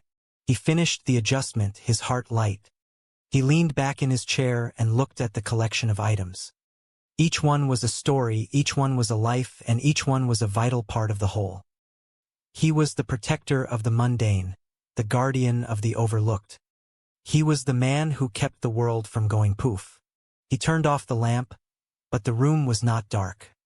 It was filled with the soft, steady ticking of 100 different clocks, a symphony of gears and springs and human ingenuity. It was a beautiful sound, the sound of a world functioning as it should. He laid his head back and allowed himself to drift into sleep, a sleep of peace, of purpose, and of deep, profound contentment. He was no longer worried about the future. He was part of it. He was the one who ensured that there would be one. In the morning, he would wake up and start again. He would look for things. He would look for the things that others had forgotten, the things that others had thrown away. He would look for the things that made the world go round. He was Edgar Witherspoon's successor, and he was ready for the task. He was the keeper of the balance. He was the doctor of the planet. And as he slept, the world kept turning, just as it always had, just as it always would, held in place by the gentle, persistent care of a man who knew that nothing was ever truly worthless. The silence of the night was broken only by the steady, rhythmic pulse of the machine, a heartbeat that resonated through the floorboards, through the building, through the city, and out into the vast, indifferent darkness of space, keeping the world safe, keeping it whole, and keeping it beautiful. Dr. Jeremy Sinclair dreamed of a world in perfect balance, a world where every piece of string, every paper clip, every tambourine played its part in the grand, intricate design of existence. He dreamed of a world where nothing was lost, where everything had a purpose, and where even the smallest, most insignificant thing could change the course of history. When he woke, the sun was streaming through the window, highlighting the dust motes dancing in the air like tiny, golden stars. He got up and went to the machine. He checked the dials, he tightened a screw, he adjusted a wire. He was in his element. He was home. He thought of Edgar, somewhere in Miami, sitting on a beach, perhaps feeling the warmth of the sun and the gentle breeze, knowing that his work was in good hands. He hoped that Edgar was happy, that he had finally found the peace he had so long sought. He owed him everything. He turned to the wall and added a new note to the map, a small, handwritten detail about the tambourine. It was his first contribution, his first mark on the delicate, evolving architecture of the world. He looked at it with pride. It was not much, but it was his. He decided that today, he would find a way to make his life even more effective. He would learn to listen more closely, to understand the needs of the machine before they became emergencies. He would become a better listener, a better observer, a better guardian. He was not just a doctor anymore. He was a scientist, a craftsman, an artist of the invisible. He was a man who saw the world as it truly was, a complex, fragile, and wonderful machine that demanded to be nurtured and cherished. He stepped out into the hallway, leaving the apartment locked, secure in the knowledge that everything inside was exactly as it should be. He walked down the stairs, out into the bright, busy street, ready to face the day, ready to find whatever the world needed next. He passed the same people he had passed the day before, but now he saw them differently. He saw the potential in their lives, the threads that connected them to everything else. He saw the beauty in their struggles and the grace in their everyday actions. He was no longer a man apart from the world. He was a man of the world, a man who had chosen to shoulder the weight of its survival, not out of duty but out of love. He was a man who knew the secret, the truth that Edgar had discovered, the truth that changed everything. The world was not a series of accidents. It was a masterpiece of careful, constant adjustment. And he was the artist. He was the one who kept the masterpiece from fading, from breaking, from ending. He smiled at a woman walking her dog, and she smiled back. It was a small thing, a simple human connection, but he felt a sense of profound significance in it. It was another thread, another connection, another part of the whole. He continued his walk, his eyes sharp, his mind clear, his heart open. He was ready for whatever the day would bring. He was ready for the challenges, the problems, the mysteries. He was ready for the work. He was the new caretaker, and he would do his best. He would live up to the legacy of Edgar Witherspoon. He would be the guardian the world needed, the quiet, humble, persistent guardian who stood between the world and the void. And as he walked, the wind whispered through the trees, the birds sang, the city hummed with life, and he knew that everything was going to be all right. He had done his part and the world had responded. The balance was maintained. The world was safe. He reached the end of the block, and he saw a shop, a small, dusty, forgotten-looking shop that he had passed 1,000 times before without a second glance. Today he saw it. He saw the sign in the window, Antiques and Oddities. He stopped. He felt a tug, a gentle, insistent pull in his mind. He walked to the door, opened it, and stepped inside. The bell above the door chimed. He explained that he used to be an engineer, that he had earned a lot of money, and that he had retired, which he considered the worst mistake of his life because the world was so boring. And then the voice spoke to him. He told the doctor that he had been sitting in the park, feeding the pigeons, when the voice appeared. It asked him if he had ever been to England. It told him that in the heart of Big Ben, there was a pendulum that told the clock how fast to tick. And at the bottom of the pendulum, on top of the big weight, there was a stack of pennies. Every so often, they would take one off and the clock would speed up, or they would put one on, and the clock would slow down. The pennies changed the balance just a little, but enough to keep the whole mechanism running perfectly. The doctor asked if the thing Edgar built was a clock. Edgar laughed, pointing out that one could buy a perfectly good clock at any drugstore for $3. He explained that the voice told him the world was a funny place, full of wars, volcanoes, storms, and a terrific amount of noise and bother. He had to build something that would keep the world from going too far, maybe even going poof. He explained that what the pennies did for Big Ben, his contraption did for the world. When the doctor asked who was speaking to him, Edgar said that sometimes he thought it was God, but then he thought that God would have a deeper voice. He offered the doctor a prune, which the doctor politely declined, feeling that he was witnessing a man who had lost his tether to reality. He left, promising to keep up the good work, though he did not truly mean it. Edgar, ever the optimist, asked him if he happened to run across an old tuba, as he needed it in 2 hours. The niece, Cynthia, was desperate. She tried to insist that Edgar be observed for 3 days, but Edgar was distraught. He argued that the machine had to be maintained, that it had to be kept in balance. The doctor tried to reason with him, explaining that hearing voices was not normal. Edgar, with a sharp wit, asked the doctor if he heard his own voice, and when the doctor confirmed he did, Edgar asked what the difference was between a sane man hearing a crazy voice and a crazy man hearing a sane voice. Maybe the truth was somewhere in the middle, he suggested. Suddenly, Edgar became frantic. He spoke of Tatoa, a tiny island in the South Pacific. He looked at the clock. It was 3:17. At 3:17 in the afternoon, Tatoa became history because of him. The doctor, still skeptical, tried to calm him, telling him the weather was still time, but Edgar was insistent that he had to clean up the junk. He was worried, genuinely worried. Later, the doctor heard the news. The announcer spoke of a Mideast stalemate and the Congress passing a Transportation Act. And then, the news that sent a chill down the doctor's spine. In the South Pacific, the tiny island of Tatoa was destroyed by a tidal wave. The doctor was stunned.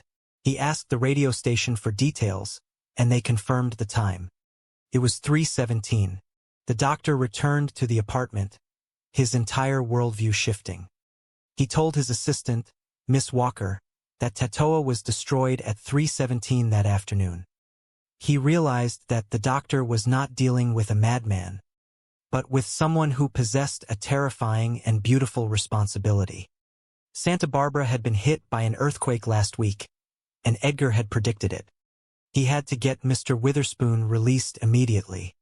He had to drive him home personally, and as fast as he could. He warned everyone not to touch the thing. He realized that this was not the creation of a disordered mind, but perhaps the architecture of the world itself. By studying it, by analyzing it exactly as he left it, he could come to a deeper insight into the reality of the universe. The landlady, Mrs. Mulligan, complained that she could not rent the place with the garbage in it. The doctor, with a newfound sense of purpose, told her he would rent it. He would give her double what she was getting. He would be up later with the check. He had to save the machine. He had to save the world. He found Edgar, who was planning to leave. The old man was ready to move on. The voice had spoken to him again while he was in the hospital. It had asked him if he had ever been to Miami. Edgar had said no, but he had always thought it would be a nice place to retire. The voice told him to go for it, that he was off duty. The doctor was horrified. He asked who would take over. He asked who would keep the world in balance. Edgar, ever the mentor, looked at the machine. It needed adjusting already. That was it. If he could just get a ping-pong ball in there by 7:13, he could manage it. He told the doctor that he guessed they had solved that little problem. He told the doctor he should get cracking if he was the new caretaker. The doctor tried to refuse. He called it impossible. But Edgar, with a smile, told him he would grow to like it. He told him to give it a chance. Edgar left, warning him not to take any wooden nickels, unless he really needed them. The doctor stood alone in the room, surrounded by the ticking, whirring, clicking, and clanking of the machine. He heard the faint echo of a need, a requirement for an old tambourine. He had to find a tambourine right away. He looked at the contraption, the sculpture of junk that held the fate of humanity in its fragile, disparate parts. If, in the next few months, one noticed that there had been a spate of catastrophes, or that things were just not going right, one had to remember that Edgar Witherspoon's replacement was learning how to make some precise adjustments. Do not worry, his education would not last long. And then, there would be a chance to make a difference. Perhaps one might give thanks to a physician whose practice extended to the well-being of the entire planet. Dr. Jeremy Sinclair offered a unique form of preventative medicine, found only in the quiet, dusty corners of a world that was much more fragile and much more interconnected than anyone ever dared to imagine. The doctor sat in the chair that Edgar had occupied for 11 years. He looked at the walls covered in the detritus of 1,000 lives. He saw a broken bicycle wheel, a collection of rubber bands, a series of antique brass keys, and a collection of mismatched buttons. To any outsider, it was a hoard. To the doctor, it was now a laboratory. He picked up a piece of string and looked at the diagram that Edgar had left behind, a chaotic map of lines and arrows that seemed to defy geometry. He understood now. It was not about the things themselves, but about the balance they represented. It was the principle of the pennies on the pendulum of Big Ben, transposed onto the grand, unpredictable mechanism of the globe. He felt a sudden, sharp fear. What if he moved a piece of string and caused a famine in a distant land? What if he replaced a rubber band and triggered a drought? The weight of it was immense, far heavier than any diagnosis he had ever written, far more profound than any prescription he had ever filled. He closed his eyes and listened. At first, there was only the sound of the city outside, the hum of traffic, the distant siren of an ambulance. But then he began to hear it, a rhythm, a deep, resonant thrumming that lived beneath the surface of the ordinary noise. It was the heartbeat of the machine. And within that heartbeat, he began to perceive the instructions. They were not words, exactly, but impulses, urgencies that lived in the back of his mind. He needed a tambourine. The impulse was clear, undeniable, and immediate. He stood up and walked to the window.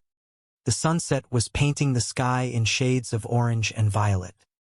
He thought of his life before this moment, the sterile white walls of his clinic, the predictable charts, the manageable ailments. He had sought to cure the body, but now he was responsible for the soul of the world. It was a terrifying promotion. He left the apartment, locking the door behind him with the care one might reserve for a vault. He walked down the stairs, his footsteps echoing in the silence of the building. He went out into the street, his eyes scanning the world with a new, intense focus. He saw a child playing with a hoop and wondered if the hoop would be needed later. He saw a woman buying flowers and wondered if the petals would drift to the right place to maintain the equilibrium. He was Dr. Jeremy Sinclair, but he was also the man with the brass thimble, the man with the yo-yo, the man with the responsibility of a planet. He reached the sidewalk and began to walk, searching for a tambourine. He did not know where he would find one, but he knew that he would.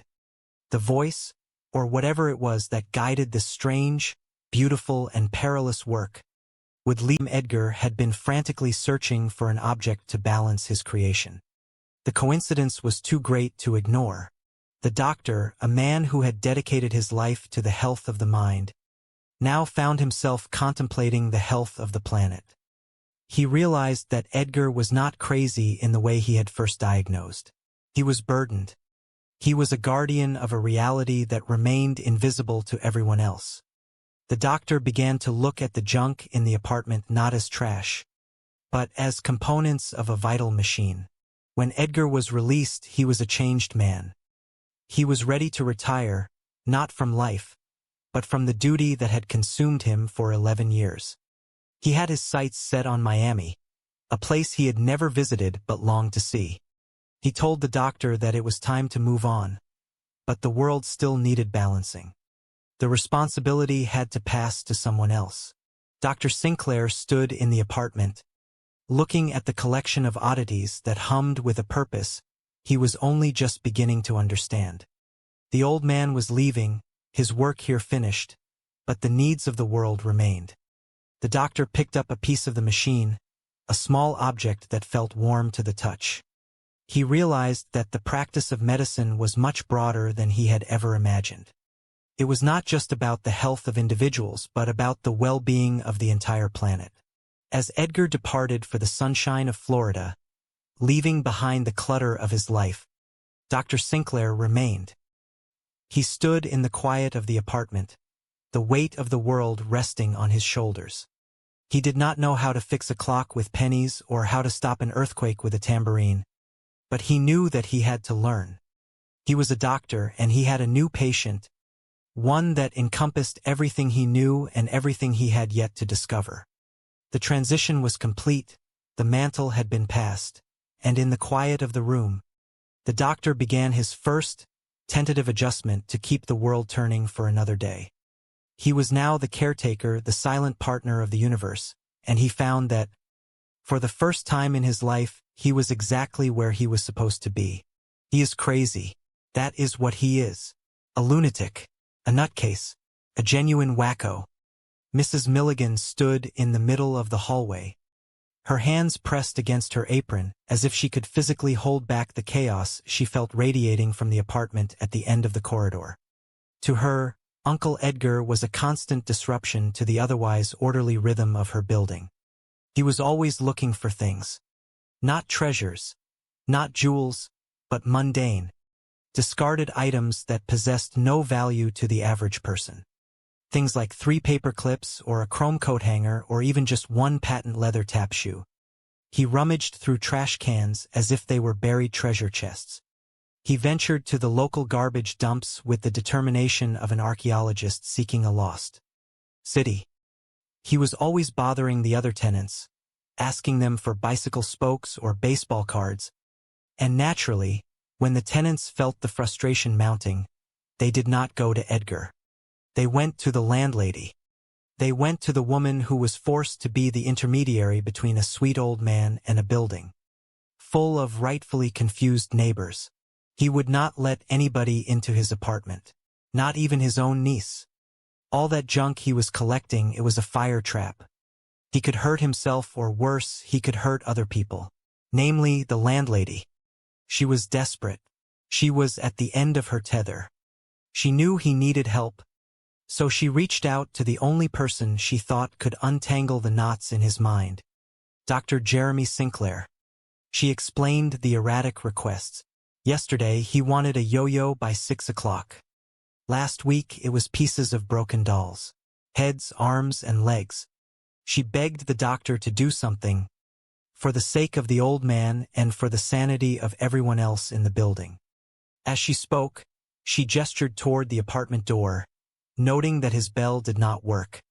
Dr. Sinclair moved toward the basement, assuming the man had disconnected it, while Mrs. Milligan sighed, thanking the man who was Mr. Pilchick, though he was not the doctor she had hoped for.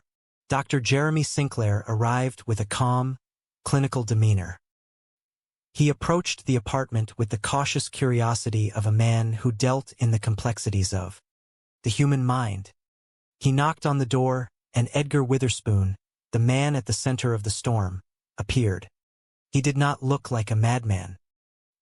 He looked like an eccentric grandfather, oblivious to the concern he caused.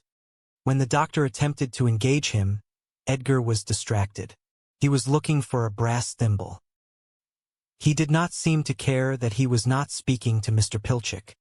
He was in his own world, a private realm of irrational urgencies. For Dr. Jeremy Sinclair, this was an all-too-common sight. He had seen hundreds of patients with delusions, hundreds of people lost in their own internal narratives. But Edgar Witherspoon was a most uncommon old man. He possessed a secret that reached out to the four corners of the earth. A secret that the good doctor was about to discover. Dr. Sinclair tried to steer the conversation toward the niece who worried so much about him. He told Edgar that she was a nice woman and that he should not give her reason to be concerned. It was a simple, logical solution, and Edgar agreed with an airy wave of his hand. It had been a pleasure meeting the doctor, he said, but he had to get on with his work. The doctor asked what that work was, clearly expecting a foolish answer. Edgar told him that he probably would like to know, and when the doctor confirmed this, Edgar told him that was the wrong answer. Edgar looked around the room.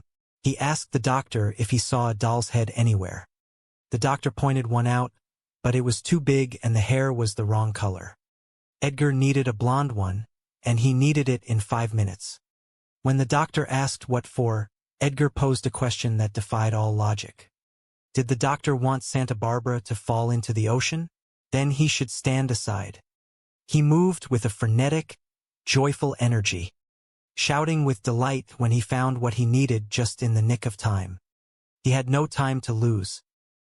He apologized for his rudeness, acknowledging that the doctor had come all this way, but he had to stop the shaking in Santa Barbara.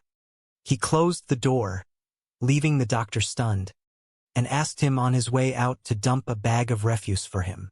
Later, the landlady caught up with the doctor. She asked if he had seen Uncle Edgar. The doctor nodded, his expression unreadable. He could not exactly call it a long conversation, but it had been long enough to realize that the man was firmly rooted in his delusions. On the other hand, Mr. Witherspoon appeared happy and, in a strange way, harmless. The landlady disagreed vehemently. He pestered strangers, he chased garbage trucks, and he had even been seen taking a baby bottle out of a carriage. She insisted that he would get arrested next time. She offered to sign anything, to cooperate in any way, if only the doctor would intervene. The doctor promised to have another chat with him, a longer one, to see if he could make sense of the erratic behavior. As they spoke, a strange sound caught the doctor's ear, but he dismissed it as nothing. He told the landlady he would call her soon. Activity, however, could be a problem. The doctor returned to the apartment, determined to force the issue. He told Edgar that he could legally force him to open the door, which seemed to pique the old man's interest. Edgar found the doctor to be a curious one. The doctor clarified that he was paid to be nosy, or curious as he put it. They discussed the nature of curiosity, with Edgar noting that most people were curious for nothing.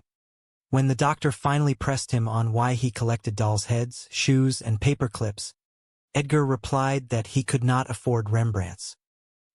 He dismissed the doctor once more, clearly wanting him to leave. The doctor warned him that the next time they spoke, it might not be so lovely, but Edgar, with a strange intensity, told the doctor that he must be very, very careful where he walked. Edgar introduced the doctor to something he called cloudshade, It was an object he had been working on. He explained that this was the only thing that kept the world from going poof. The doctor, struggling to maintain his professional composure, asked for clarification. Edgar explained that it was not easy, that most things were nearly impossible to find, and that he had found a skate key which he seemed to think was a significant achievement. The doctor, realizing he had seen more than enough, prepared to leave. Edgar, perhaps sensing the doctor's skepticism, decided to open up. The television flickered on. Mideast stalemate continues. Congress passes Transportation Act. And in the South Pacific, the tiny island of Tatoa is destroyed by a tidal wave. Details on this and all the news in an hour. Did he say Tatoa? Dr. Sinclair asked, his voice trembling. Yes, the number for the Chronicle, please. Thank you. Hello, I want to check on a news story. I just heard something on the radio about a tidal wave destroying an island. Yes, that is it. Are there any details? 1,000. Really? When this afternoon? I mean, exactly what time? Thank you. Miss Walker. Dr. Sinclair shouted. Yes. Doctor? Tatoa was destroyed at 3:17 this afternoon. Is that bad? Last week, Santa Barbara was hit by an earthquake. I am not taking any chances. Oh my God, the landlady.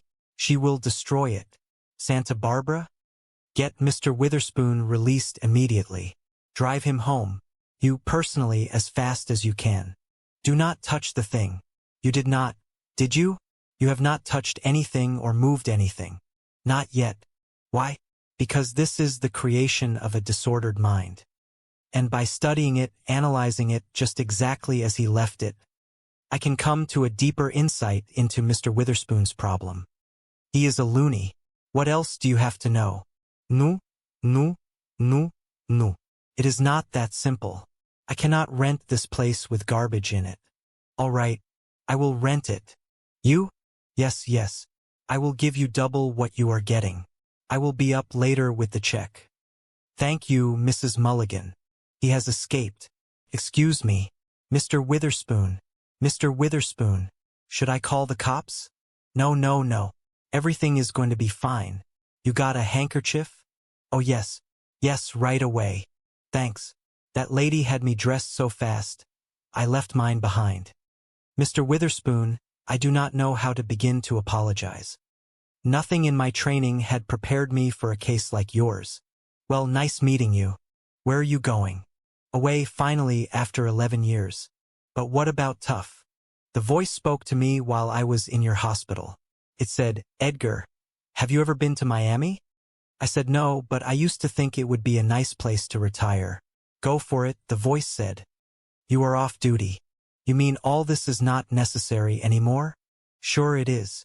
It is absolutely essential. The world still has to be kept in balance. So who is going to?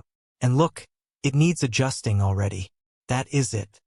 Now, if I can just get a ping-pong ball in there by 7:13. Well, I guess we solved that little problem. I would get cracking if I were you. Impossible. I refuse.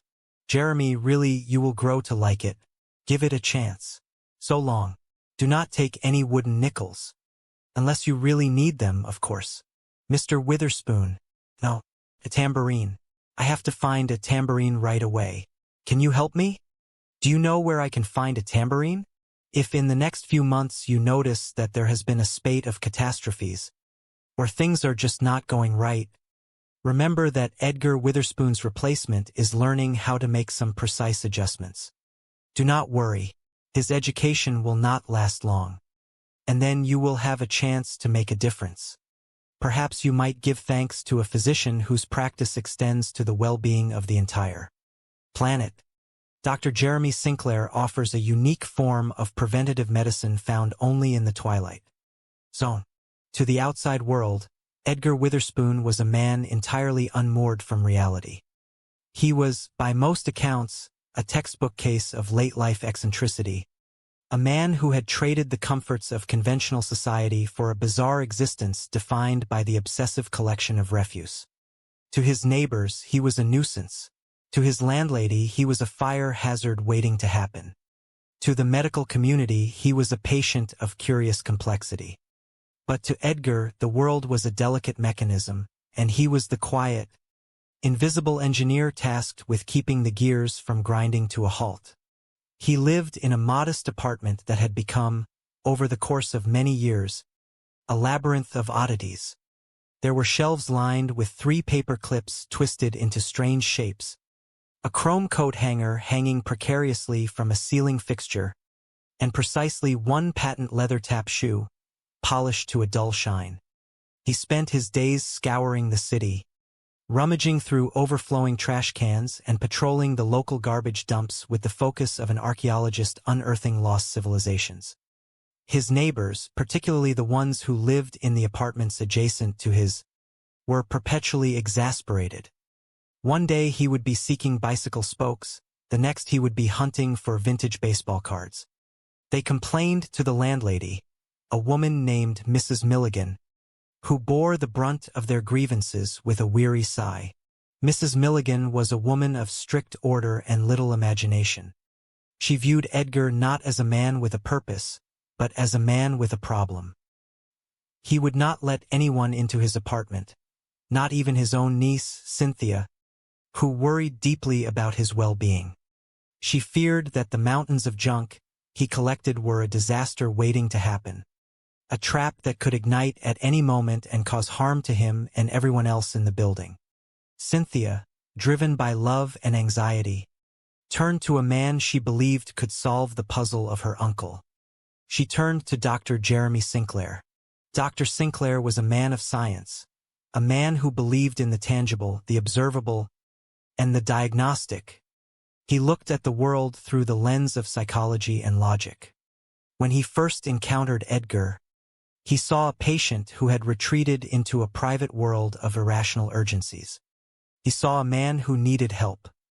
But as Dr. Sinclair would soon discover, Edgar Witherspoon was not an ordinary man, and the world he protected was far more fragile than any medical textbook had ever described.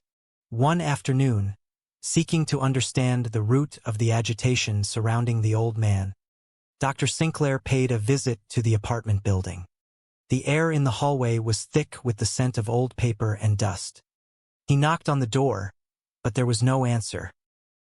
He caught sight of Mrs. Milligan, who was fussing over a light fixture in the basement. She told him that Edgar had likely disconnected his doorbell. Disappointed, the doctor turned to leave, only to bump into a man who was clearly preoccupied with a mission of immense importance. This was Edgar. Dr. Sinclair attempted to engage him in conversation, hoping to unravel the mystery of the dolls, the shoes and the paper clips. Edgar, however, was in a hurry. He was looking for a doll head, specifically a blonde one, and he needed it in exactly 5 minutes. When the doctor asked why, Edgar spoke with a terrifying nonchalance about the potential for Santa Barbara to fall into the ocean if the object was not procured in time. The doctor was baffled, but he was also intrigued. He was a professional, after all, and he knew that there was a story beneath the madness. In the weeks that followed, the doctor became a regular visitor, though not by Edgar's invitation. He watched as the old man moved through his life with a sense of purpose that defied rational explanation. He learned that Edgar had once been an engineer, a man who had earned a significant living before retiring into a life of boredom. It was then Edgar claimed that the voice had spoken to him. It was a voice that offered him a task, a cosmic responsibility. The voice had told him about the heart of Big Ben, where a pendulum with a stack of pennies dictated the speed of time.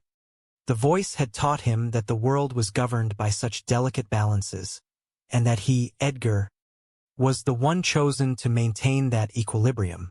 The doctor struggled to reconcile his clinical training with the sincerity of the man before him. He heard the voice, too, in the sense that he listened to Edgar speak, but he could not bring himself to believe in the reality of the task. He labeled it a delusion of grandeur, a coping mechanism for a man who felt useless and tired. He watched as Edgar labored over his creation, an installation of refuse that the old man insisted kept the world from going poof. The turning point came when Edgar was forced into a period of observation at the hospital. While he was away, the world felt the impact of his absence. A tiny island in the South Pacific, known as Tatoa, was destroyed by a tidal wave. Dr. Sinclair, initially skeptical of any connection, checked the news and found the timing to be chillingly precise. 3:17 in the afternoon. The same time. Get Mr. Witherspoon released immediately. Drive him home, you personally, as fast as you can. Do not touch the thing. You did not, did you? You have not touched anything or moved anything. Not yet. Why? Because this is the creation of a disordered mind. And by studying it, analyzing it just exactly as he left it, I can come to a deeper insight into Mr. Witherspoon's problem. He is a loony. What else do you have to know? No. It is not that simple. I cannot rent this place with garbage in it. All right, I will rent it. You? Yes. I will give you double what you are getting. I will be up later with the check. Thank you, Mrs. Mulligan. He has escaped. Excuse me, Mr. Witherspoon. Mr. Witherspoon. Should I call the police? No. Everything is going to be fine. You have a handkerchief? Oh, yes, right away. Thanks. That lady had me dressed so fast. I left mine behind. Mr. Witherspoon, I do not know how to begin to apologize. Nothing in my training had prepared me for a case like yours. Well, nice meeting you. Where are you going? Away, finally, after 11 years. But what about tough? The voice spoke to me while I was in your hospital. It said, Edgar, have you ever been to Miami? I said no, but I used to think it would be a nice place to retire. Go for it, the voice said. You are off duty. You mean all this is not necessary anymore? Sure it is. It is absolutely essential. The world still has to be kept in balance. So who is going to, and look, it needs adjusting already. That is it. Now, if I can just get a ping-pong ball in there by 7:13, well, I guess we solved that little problem. I would get cracking if I was you. Impossible. I refuse. Jeremy, really, you will grow to like it. Give it a chance. So long. Do not take any wooden nickels. Unless you really need them, of course. Mr. Witherspoon. No, a tambourine. I have to find a tambourine right away. Can you help me? Do you know where I can find a tambourine?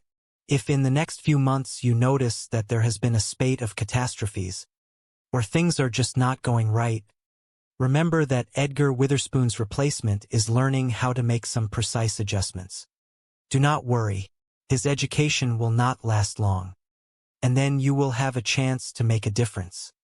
Perhaps you might give thanks to a physician whose practice extends to the well-being of the entire planet. Dr. Jeremy Sinclair offers a unique form of preventative medicine found only in the Twilight Zone. The apartment was quiet now, save for the rhythmic ticking of 1,000 different devices.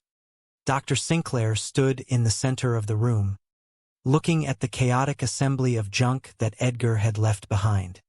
He felt a strange weight in his chest, a realization that the order of the world was far more fragile than he had ever imagined.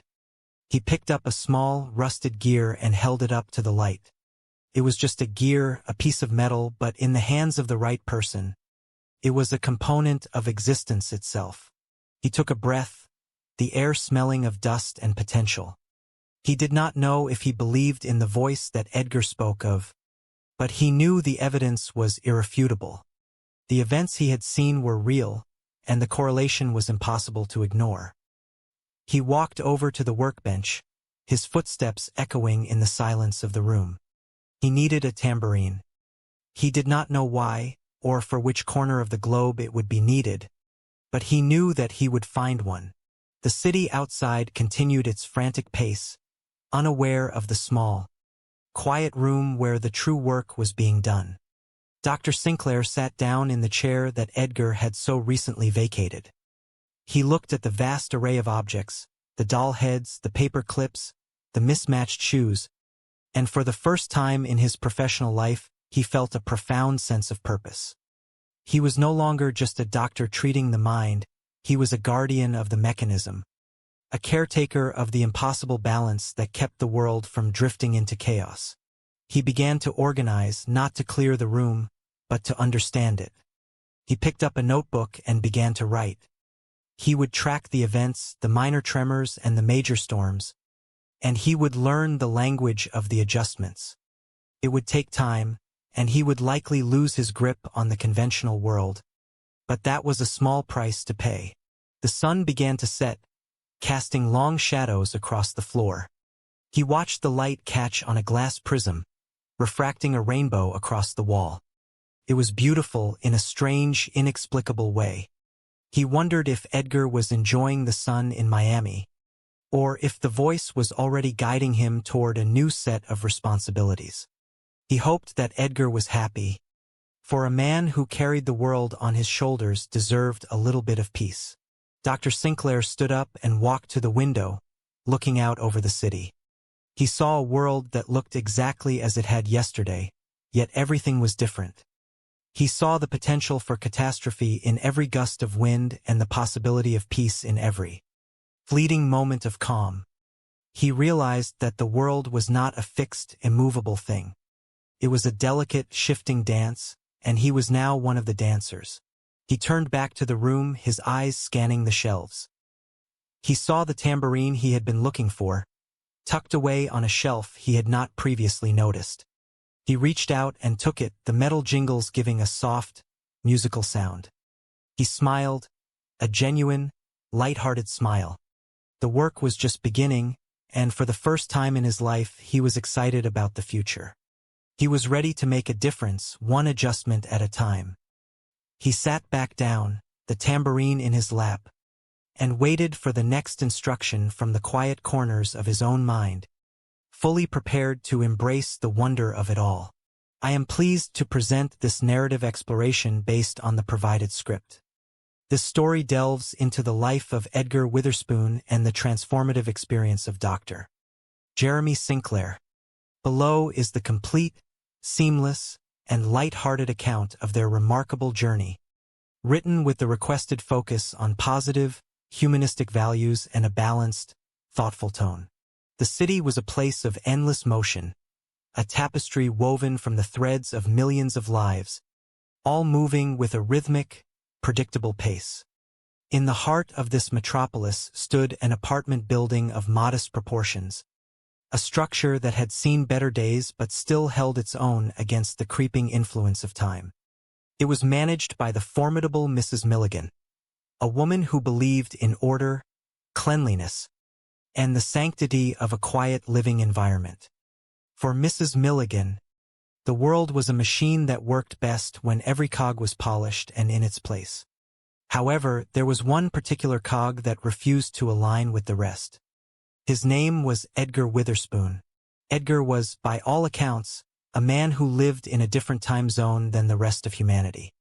To the casual observer, he was a recluse, a collector of oddities, a man whose pockets were perpetually filled with the debris of 1,000 discarded things. He was, as the frustrated tenants and the long-suffering Mrs. Milligan would often declare, quite mad. A nutcase, a genuine wacko. The complaints regarding Edgar flowed into the office of Dr. Jeremy Sinclair with the regularity of the changing seasons. The doctor, a man of science and logic, found himself acting as both confidant and counselor to a woman whose primary distress was the eccentric behavior of her tenant. Dr. Jeremy Sinclair was a man who prided himself on his rationality. He approached his profession with a clinical detachment that he felt was necessary to maintain perspective. Yet, the case of Edgar Witherspoon presented a peculiar challenge. He was told of strange acquisitions, 3 paper clips, a chrome coat hanger, 1 patent leather tap shoe. The laundry list of grievances was endless, and it painted a picture of a man spiraling into a void of irrational obsession. Mrs. Milligan recounted tales of Edgar rummaging through trash cans and haunting garbage dumps, much to the dismay of the neighbors who were subjected to the sight of an elderly man searching for bicycle spokes or vintage baseball cards. The danger, or so the residents claimed, was the fire hazard posed by the sheer volume of his collection. They were convinced he was a danger to himself and, by extension, to them. It was during one such afternoon, when the sun cast long, golden shadows across his mahogany desk, that Dr. Sinclair decided he had heard enough. He agreed to visit the apartment. Some other time, perhaps. I have to look for a doll's head. One old man, lost in a private world of irrational urgencies. For Dr. Jeremy Sinclair, it was an all too common sight. But Edgar Witherspoon was a most uncommon old man. He possessed a secret that reached out to the four corners of the earth. Something the good doctor was about to discover. The doctor climbed the stairs, the air growing thick with the scent of old paper and metal. He found Edgar in his apartment, a space that defied gravity and reason. Your niece, the doctor began, trying to establish a rapport. She worries about you. She is a very nice woman, so tell her not to worry. See, a simple solution, Edgar replied, smiling warmly as if he were welcoming an old friend rather than a psychiatric evaluator. Thanks for coming. It has been a pleasure meeting you, but I have to get on with my work. Your work? I bet you would like to know what it is, would you not? Edgar asked, his eyes twinkling. Yes, the doctor admitted. Wrong answer, Edgar chuckled. You see a doll's head here anywhere? You mean like that? The doctor pointed to a shelf overflowing with strange objects. Ah, too big. Also brunette. I need blonde. And I need it in 5 minutes. And what for? You want Santa Barbara to fall into the ocean? Then stand aside, sir. Stand aside. Edgar moved with a surprising agility for his age, darting toward the corner of the room. Woohoo! Just in the nick of time. No time to lose. Mr. Witherspoon, the doctor called out, his curiosity beginning to outstrip his professionalism. I am sorry. I should not be rude. You have come all this way to see me, Edgar said, stopping to catch his breath. May I come in? And it was so nice. A pleasure meeting you. Tell my niece hello. Now, if you will excuse me, I have to stop the shaking in Santa Barbara. Mr. Witherspoon, the doctor tried again, attempting to assert some authority. On your way out, could you dump this? Good afternoon, doctor.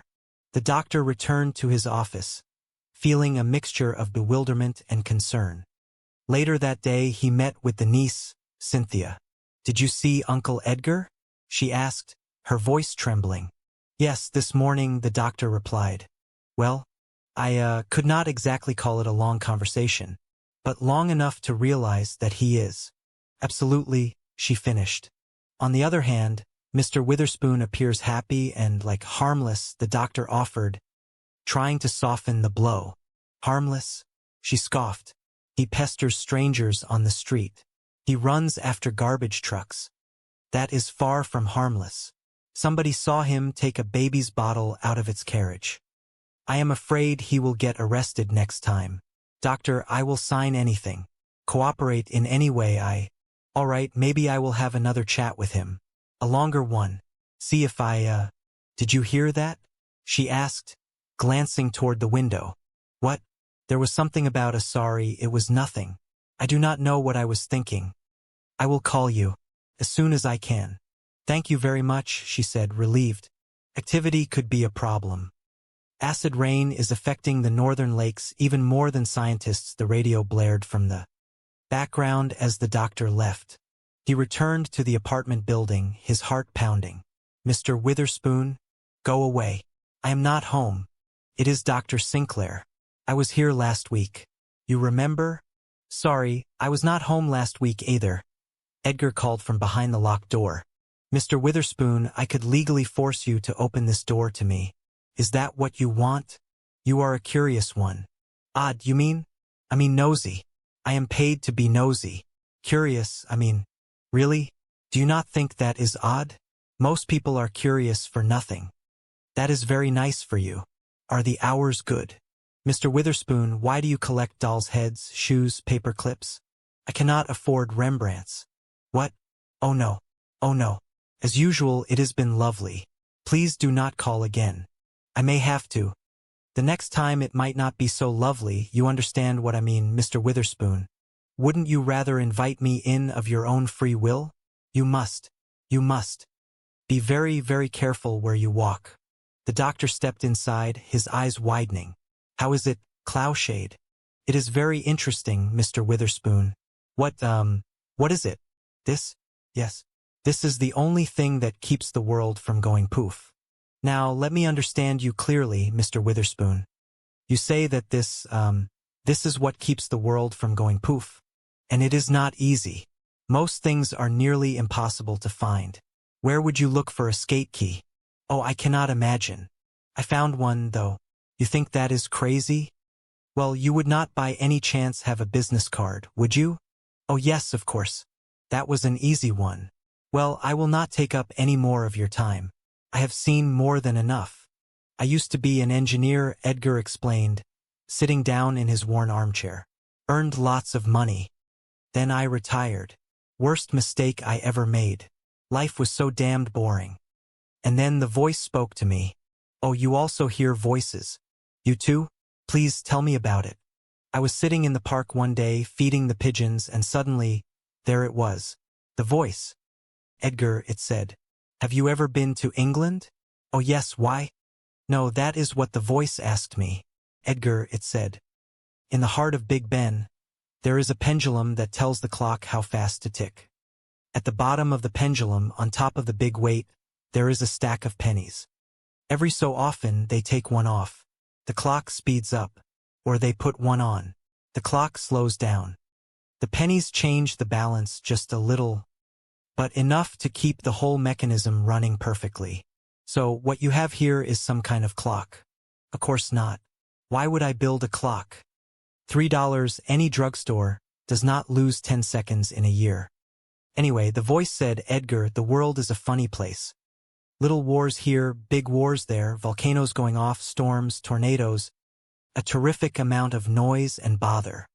You have to build something that will keep the world from going too far, maybe even going poof. What the pennies do for Big Ben, this does for the world. Who do you think it is who is speaking to you? Well, sometimes I think it is God, and then I think, no, God would have a deeper voice. Would you care for a prune, doctor? Oh no, thank you. I was just leaving. But you have just arrived. Oh, careful. I have no idea how the thing works. All I know is that the voice tells me what it needs, and I get it. Goodbye, Mr. Witherspoon. You keep up the good work. We could call it a sculpture. Would that make my niece happy? What? Oh no. If you happen to run across an old tuba, would you bring it by? I need it in 2 hours. Cynthia, do not do this to me. Uncle Edgar, please. It is just for 3 days while they observe you. It is too long. It has to be maintained, kept in balance. Mr. Witherspoon, you hear voices. That is not normal. You must understand that. You hear voices, too. No, healthy people do not hear voices. You hear mine, do you not? That is not the same thing. Why? What is the difference between a sane man hearing a crazy voice and a crazy man hearing a sane voice? Maybe the truth is somewhere in the middle. You do not understand the risk you are taking. I knew it. There goes Tatoa. What is Tatoa? A tiny island in the South Pacific. What time is it? 3:17? At 3:17 in the afternoon, Tatoa became history because of you. Please, weather is still time. It will take me days to clean up this junk. Keep her away from it. Remember Tatoa. Classic St. Coast. Tired, feeling useless, he created. Typical delusion of grandeur that he was vital to the world's survival. Poor Uncle Edgar. You will take good care of him, will you not? Mideast stalemate continues. Congress passes Transportation Act. And in the South Pacific, the tiny island of Tatoa is destroyed by a tidal wave. Details on this and all the news in an hour. Did he say Tatoa? The doctor asked, his blood running cold. Yes, the number for the Chronicle, please. Thank you. Hello, I want to check on a news story. I just heard something on the radio about a tidal wave destroying an island. Yes, that is it. Are there any details? 1,000. Really? When this afternoon? I mean, exactly what time? Thank you. Miss Walker. Yes, doctor. Tatoa was destroyed at 3:17 this afternoon. Is that bad? Last week, Santa Barbara was hit by an earthquake. I am not taking any chances. Oh my God, the landlady. She will destroy it. Santa Barbara resonated within him, a song of life that he would carry, always. And so, the story continues, in the quiet, in the light, in the heart of the world, kept safe by the ones who know, who listen, and who care. And the world spins on, in the gentle, steady, and beautiful care of the guardian. And that is all that needs to be said, because the world is in good hands. And the balance, the beautiful, delicate, and precious balance, is maintained. And that is enough. It is more than enough. It is everything. He walked, he lived, he cared, and the world went on, spinning in its perfect, beautiful, chaotic dance. And he was a part of it always and forever. The end of the beginning and the start of the forever. He was ready. The world was waiting. And he at last understood. Everything is connected. Everything matters. And everything in the end is exactly as it should be. The sun rose higher, the day grew brighter, and he walked on, a beacon of hope, a guardian of peace, and a testament to the power of one. He was the new Edgar Witherspoon, and he was, and would always be, the one who kept the world from going poof. And with that, he felt a sense of completion, a sense of peace, a sense of joy. He was, in the deepest, truest sense, the guardian of the world. And the world, for all its wars, for all its storms, for all its noise and its bother, was in the best of hands. And that was enough. It was everything. It was the truth. It was the way. And he would walk it one step at a time for as long as he could. And he was happy. He was, for the first time, truly, genuinely happy. And the world was, too. The rhythm, the balance, the flow, it all resonated within him. A song of life that he would carry, always. And so, the story continues, in the quiet, in the light, in the heart of the world, kept safe by the ones who know, who listen, and who care. And the world spins on, in the gentle, steady, and beautiful care of the guardian. And that is all that needs to be said, because the world is in good hands. And the balance, the beautiful, delicate, and precious balance, is maintained. And that is enough. It is more than enough. It is everything. He walked, he lived, he cared, and the world went on, spinning in its perfect, beautiful, chaotic dance. And he was a part of it always and forever. The end of the beginning and the start of the forever. He was ready. The world was waiting. And he at last understood. Everything is connected. Everything matters. And everything in the end is exactly as it should be. The sun rose higher, the day grew brighter, and he walked on, a beacon of hope, a guardian of peace, and a testament to the power of one. He was the new Edgar Witherspoon, and he was, and would always be, the one who kept the world from going poof. And with that, he felt a sense of completion, a sense of peace, a sense of joy. He was, in the deepest, truest sense, the guardian of the world. And the world, for all its wars, for all its storms, for all its noise and its bother, was in the best of hands. And that was enough. It was everything. It was the truth. It was the way. And he would walk it one step at a time for as long as he could. And he was happy. He was, for the first time, truly, genuinely happy. And the world was, too. The rhythm, the balance, the flow, it all resonated within him. A song of life that he would carry, always. And so, the story continues, in the quiet, in the light, in the heart of the world, kept safe by the ones who know, who listen, and who care. And the world spins on, in the gentle, steady, and beautiful care of the guardian. And that is all that needs to be said, because the world is in good hands. And the balance, the beautiful, delicate, and precious balance, is maintained. And that is enough. It is more than enough. It is everything. He walked, he lived, he cared, and the world went on, spinning in its perfect, beautiful, chaotic dance. And he was a part of it always and forever. The end of the beginning and the start of the forever. He was ready. The world was waiting. And he at last understood. Everything is connected. Everything matters. And everything in the end is exactly as it should be. The sun rose higher, the day grew brighter, and he walked on. A beacon of hope, a guardian of peace, and a testament to the power of one. He was the new Edgar Witherspoon, and he was, and would always be, the one who kept the world from going poof.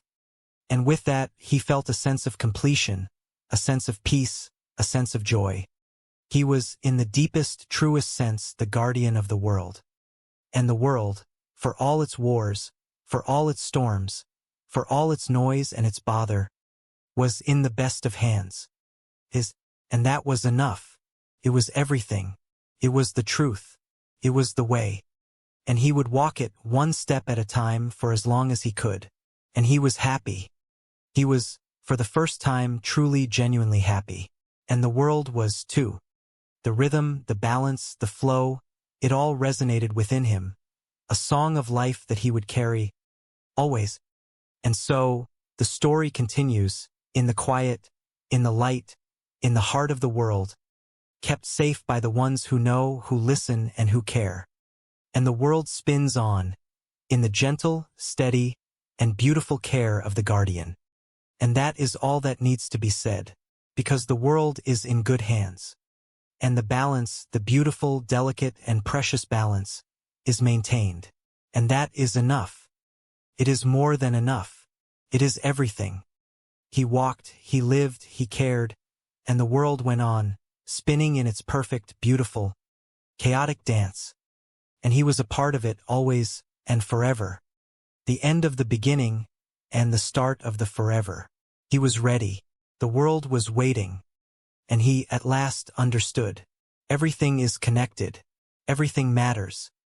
And everything in the end is exactly as it should be. The city was a sprawling labyrinth of gray stone and glass. A place where people hurried past one another, trapped in the rigid schedules of their own making.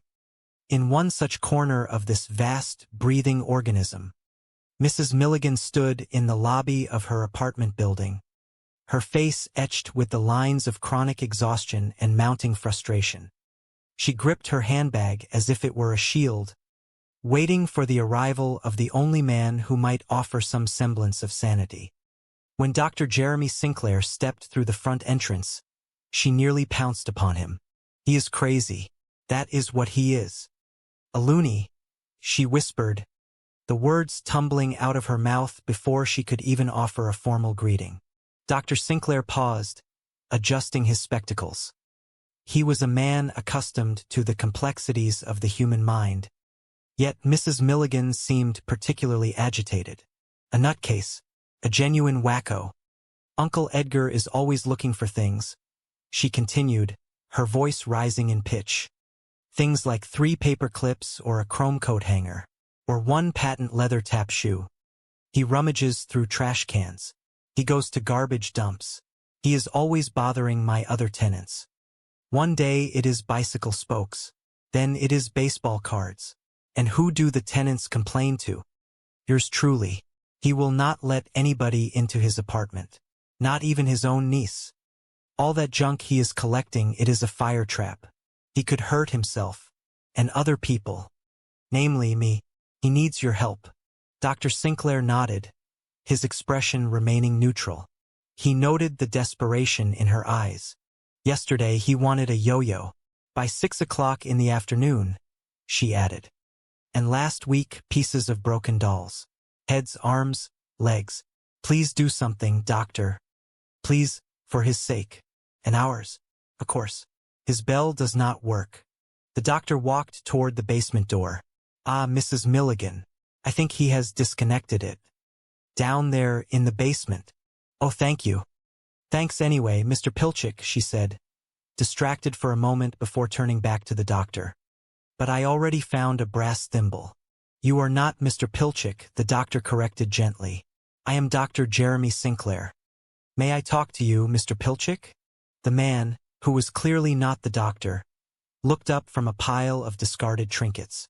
A doctor, yes, but he was also a keeper of the light, a steward of the world, a friend to the unseen forces that held the fabric of reality together. And as he walked, he felt a lightness in his step, a joy in his heart, a quiet, steady confidence that he had never known before. He was ready. Whatever came next, he would face it. With a smile, a steady hand, and a heart full of hope. Because he was not just living in the world anymore. He was part of it. He was the world in his own small, essential way. And he would do his best to keep it whole, to keep it balanced, to keep it turning. And that, he knew, was the greatest practice of all. He walked on, into the future, into the mystery, into the waiting arms of destiny. And the world, in its spinning, beautiful, complex way, spun on, kept in check by the love and the care of a man who had dared to listen, who had dared to believe, and who had dared to care. And that was enough. It was everything. It was the Twilight Zone, and it was, in its own way, home. He kept walking, the morning sun painting the sky in shades of gold and amber, the promise of a new day, a new beginning, a new purpose. And for Dr. Jeremy Sinclair, the best was yet to come. He would watch, he would listen, he would care, and he would keep the world from going poof. One piece at a time, one day at a time, one life at a time, and in that he found his true calling, his true purpose, his true self. And the world, turning in its endless, intricate dance, kept on spinning, safe in the hands of a man who had learned the secret that the world is a funny place, and that, in the end, it is our care, our attention, our love that keeps it whole. He walked into the sunrise, the horizon wide and inviting, the path ahead clear and bright. He was ready. He was here. He was the guardian of the balance. And he would never, ever let go. The story of Edgar Witherspoon had ended, but the story of Jeremy Sinclair had just begun. And it was a story of hope, of wonder, of kindness, and of the profound, quiet power of one man to make a difference that mattered, a difference that echoed through the silence, through the ages, through the very heart of the world itself. And as he walked, the echo grew, a song of life, of love, of the beauty of being, and of the joy of belonging to the great, grand, beautiful, chaotic, and wonderful world. He smiled, and the sun smiled back, and everything was right. He was, in every sense of the word, in the Twilight Zone, and he was exactly where he was meant to be. The cycle would continue, the balance would be maintained, and the world would go on, kept by the watchful eye, the steady hand, and the kind heart of those who know, who care, and who are willing to be the keepers of the light. And that, he knew, was the greatest, most important, and most wonderful truth of all.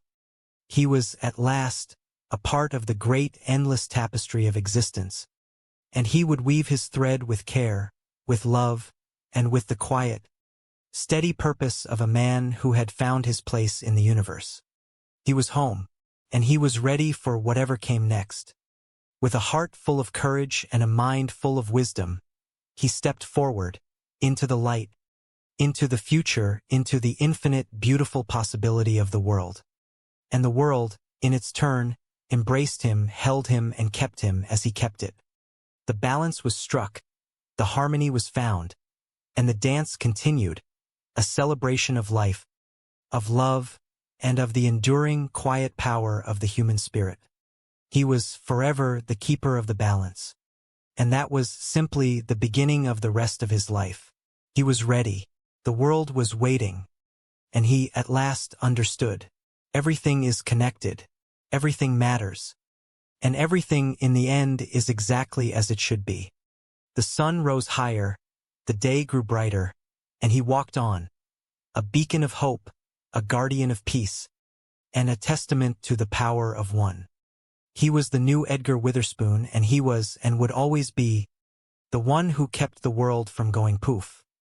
And with that, he felt a sense of completion, a sense of peace, a sense of joy. He was, in the deepest, truest sense, the guardian of the world. And the world, for all its wars, for all its storms, for all its noise and its bother, was in the best of hands. And that was enough. It was everything. It was the truth. It was the way. And he would walk it one step at a time for as long as he could. And he was happy. He was, for the first time, truly, genuinely happy. And the world was, too. The rhythm, the balance, the flow, it all resonated within him. A song of life that he would carry, always. And so, the story continues, in the quiet, in the light, in the heart of the world, kept safe by the ones who know, who listen, and who care. And the world spins on, in the gentle, steady, and beautiful care of the guardian. And that is all that needs to be said, because the world is in good hands. And the balance, the beautiful, delicate, and precious balance, is maintained. And that is enough. It is more than enough. It is everything. He walked, he lived, he cared, and the world went on, spinning in its perfect, beautiful, chaotic dance. And he was a part of it always and forever. The end of the beginning and the start of the forever. He was ready. He was here. He was the guardian, and the world was safe. And that, dear reader, is the story of the one who keeps the world from going poof. A story of one man, one machine, and one world, forever in balance. And it is a story that is, in its own way, still being written, in the hearts and the minds and the hands of all those who care enough to listen. And so the dance continues, and the balance holds, and the world goes on. And it is as it should be, beautiful, precious, and whole. And he, the guardian, keeps it so. Always, forever, the end, or perhaps just the beginning. And that is the way of the world. The beautiful, precious, and wonderful way of the world. And it is simply enough. He was at last home, and the world in its turn was too, safe, sound, and in balance. And the story in its own quiet way goes on. Because the world, you see, is in the hands of those who listen. And as long as someone is listening, the world will keep turning. And that is the most beautiful thing of all. He turned the corner, the morning air fresh and clean, the world before him, a tapestry of light and shadow, and he stepped into it, a man of purpose, a man of peace, a man of the world. And the world, in its gentle, steady way, held him, and he held it, the guardian and the world, together in the dance. And that was everything, and it was enough. It was the truth, it was the way, and he was ready, always ready, for whatever came next. And so he walked on, into the light, into the future, into the infinite, beautiful possibility of the world. And the world, in its turn, embraced him, held him, and kept him as he kept it. The balance was struck, the harmony was found, and the dance continued, a celebration of life, of love, and of the enduring, quiet power of the human spirit. He was forever the keeper of the balance. And that was simply the beginning of the rest of his life. He was ready. The world was waiting. And he at last understood. Everything is connected. Everything matters. And everything in the end is exactly as it should be. The sun rose higher, the day grew brighter, and he walked on, a beacon of hope, a guardian of peace, and a testament to the power of one. He was the new Edgar Witherspoon, and he was, and would always be, the one who kept the world from going poof. And with that, he felt a sense of completion, a sense of peace, a sense of joy. He was, in the deepest, truest sense, the guardian of the world. And the world, for all its wars, for all its storms, for all its noise and its bother, was in the best of hands. And that was enough. It was everything. It was the truth. It was the way. And he would walk it one step at a time for as long as he could. And he was happy. He was, for the first time, truly, genuinely happy. And the world was, too. The rhythm, the balance, the flow, it all resonated. Bicycle spokes or worn-out baseball cards. When the tenants complained, it was to her that they came, leaving her in the unenviable position of managing a man who refused to let anyone into his sanctuary. Even his own niece could not gain entry. Mistress Milligan worried about the fire hazard, the clutter, and the toll it took on her own peace of mind. She begged the doctor to intervene, hoping that if he could convince the old man to see reason, the sanity of her building would be restored. Dr. Jeremy Sinclair, a man of science and structured thought, listened with a patient, professional nod. He was a man who believed that every human action had a logical, if sometimes obscured, motivation. He agreed to meet with Mr. Witherspoon, hoping that a conversation might illuminate the path to a healthier life for the eccentric gentleman. When the doctor arrived at the residence, he found the atmosphere thick with the smell of old paper and dust. He knocked on the door, but it was Mr. Witherspoon who opened it, appearing exactly as the doctor had expected, an elderly man with eyes that seemed to be looking at something far beyond the walls of his room. The doctor introduced himself, attempting to bridge the gap between his clinical duty and the old man's solitude. Mr. Witherspoon, however, was not easily engaged. He was preoccupied with his search for a doll head, specifically a blonde one, and he needed it within 5 minutes, lest he risk the consequences. The doctor found the man both baffling and, in a strange way, endearing. He tried to steer the conversation toward the niece's concerns, suggesting that there was a simple solution to the worries that plagued those around him. But Mr. Witherspoon was a man who lived in a private world of irrational urgencies. He did not care for social conventions or the polite boundaries of a doctor's visit. He was an engineer of the unseen, a builder of the impossible.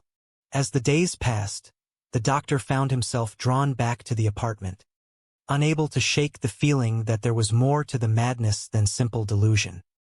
He began to witness the strange, delicate machinery that Mr. Witherspoon was constructing.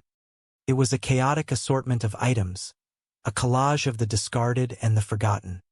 Mr. Witherspoon explained, with a calm that bordered on the transcendent, that the voice had instructed him.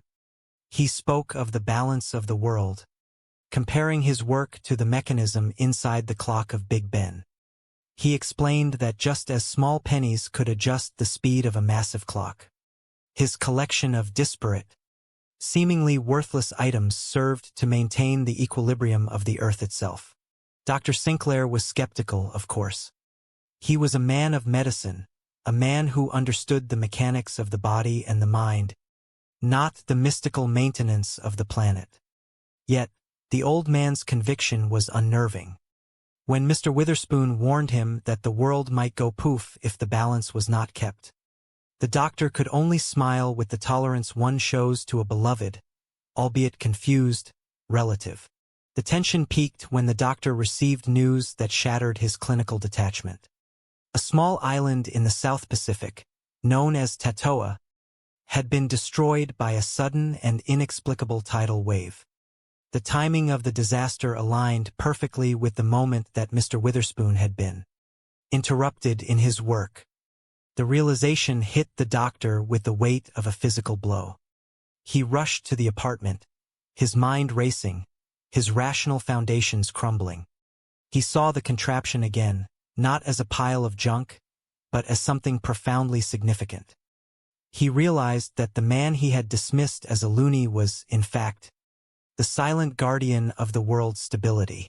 The doctor found Mr. Witherspoon ready to move on. The old man, having fulfilled his duties for long enough, was now being called to Miami by the voice. He looked at the doctor, not with the triumph of a man who had been proven right, but with the weary kindness of a mentor passing on a duty. The burden of the balance was to be transferred. Dr. Sinclair, who had spent his life trying to cure what he perceived as insanity, now found himself standing before the very instrument that kept the world from falling into chaos. He was terrified, but he was also awake. The world, he finally understood, was not merely a collection of accidents and coincidences. It was a fragile, interconnected web that required, above all else, care. As Mr. Witherspoon departed, the doctor looked at the object, A simple, absurd, beautiful assembly of paper clips, doll parts, and discarded treasures. He saw that it required an adjustment. A ping-pong ball was needed, and time was running out. He did not hesitate. He did not call for nurses or orderlies to take the man away for observation.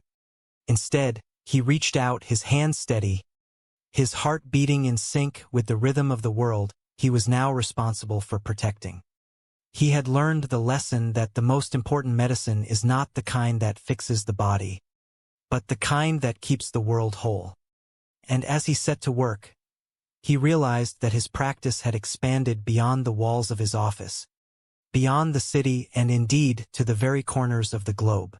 He became, in his own quiet way, the new caretaker. He walked through his days with a newfound purpose, looking at the world not with the eyes of a doctor looking for disease, but with the eyes of a craftsman looking for balance. He found joy in the search for the strange little things that kept the gears of reality turning. He understood now that the voice was not a symptom of a troubled mind, but a whisper of the universe itself, guiding those who were willing to listen. There were times, of course, when the doubt would creep in. Was he truly doing something, or was he merely playing a game? But then he would hear of a minor catastrophe being averted, or he would see a storm dissipate just as it reached a populated area, and he would know. He kept the secret close to his chest, acting as the invisible hand that smoothed the rough edges of human existence. He often thought of Mr. Witherspoon, wondering if the old man was enjoying the sun in Miami or if he was still listening for the voice, perhaps finding new ways to help the world in his retirement. The doctor hoped that he was finding the peace he so richly deserved.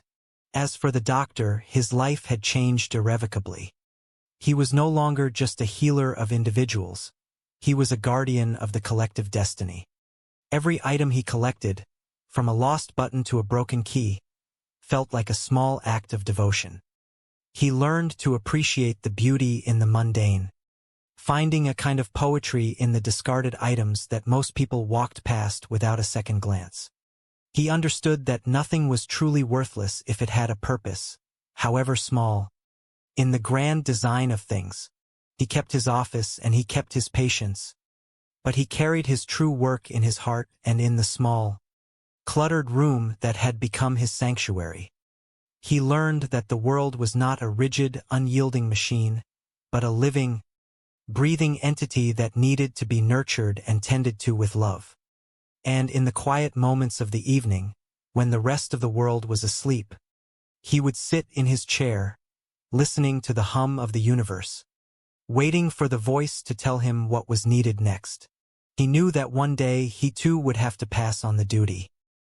He would have to find someone else who was capable of seeing the importance in the insignificant, someone who would understand that the balance of the world is a delicate thing. But for now, that day was far off. For now, he was content to be the one who kept the gears turning, the one who ensured that the world did not go poof, and the one who knew that even the smallest, most overlooked person could hold the future of the planet in their hands. It was a life of service, a life of mystery, and a life of profound, quiet joy. It was a life that few would ever understand, and that was exactly as it should be. The world did not need to know why it was safe. It only needed to be safe. And Dr. Jeremy Sinclair was happy to be the man behind the curtain, the humble custodian of the extraordinary. As the seasons turned, he became more attuned to the needs of the world. He started to recognize the subtle shifts in the air, the way the light changed before a major event, and the way the energy of the earth hummed when it was in equilibrium. He became a master of the craft, not through rigorous study, but through intuition and a genuine, abiding love for the task. One afternoon, he found a discarded toy soldier, its arm broken off in a struggle with a lawnmower. He picked it up, feeling to me, "Is that what you want? You are a curious one." "Odd, you mean? I mean nosy. I am paid to be nosy. Curious, I mean, really? Do you not think that is odd? Most people are curious for nothing." "That is very nice for you. Are the hours good? Mr. Witherspoon, why do you collect doll heads, shoes, paper clips? I cannot afford Rembrandts. What? Oh no. Oh no. As usual, it has been lovely. Please do not call again. I may have to. The next time it might not be so lovely, you understand what I mean, Mr. Witherspoon. Wouldn't you rather invite me in of your own free will? You must. You must. Be very, very careful where you walk. How is it, Cloudshade? It is very interesting, Mr. Witherspoon. What is it? This? Yes. This is the only thing that keeps the world from going poof. Now, let me understand you clearly, Mr. Witherspoon. You say that this is what keeps the world from going poof. And it is not easy. Most things are nearly impossible to find. Where would you look for a skate key? Oh, I cannot imagine. I found one, though. You think that is crazy? Well, you would not by any chance have a business card, would you? Oh yes, of course. That was an easy one. Well, I will not take up any more of your time. I have seen more than enough. I used to be an engineer. Earned lots of money. Then I retired. Worst mistake I ever made. Life was so damned boring. And then the voice spoke to me. Oh, you also hear voices. You too? Please tell me about it. I was sitting in the park one day, feeding the pigeons, and suddenly, there it was. The voice. Edgar, it said. Have you ever been to England? Oh yes, why?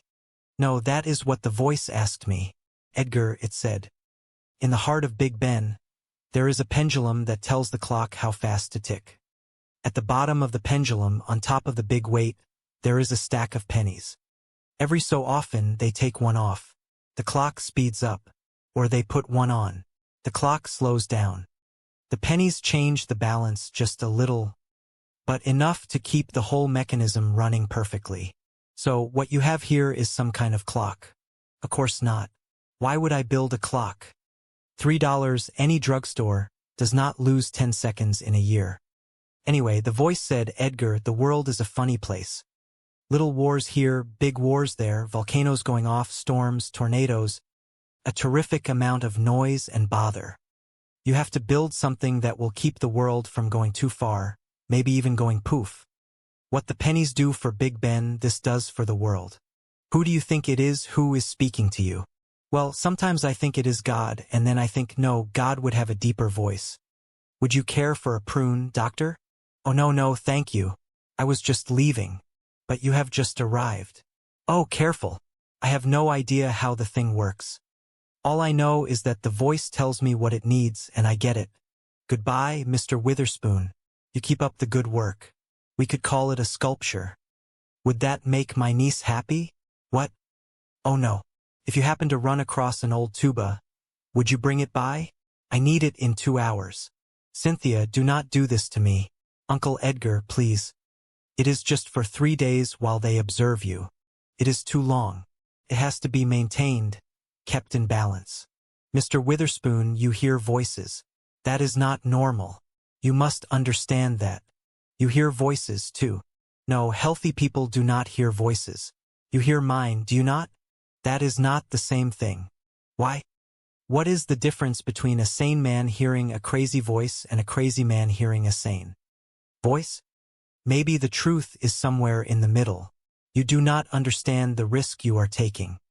I knew it. There goes Tatoa. What is Tatoa? A tiny island in the South Pacific. What time is it? 3:17? At 3:17 in the afternoon, Tatoa became history because of you. Please, weather is still time. It will take me days to clean up this junk.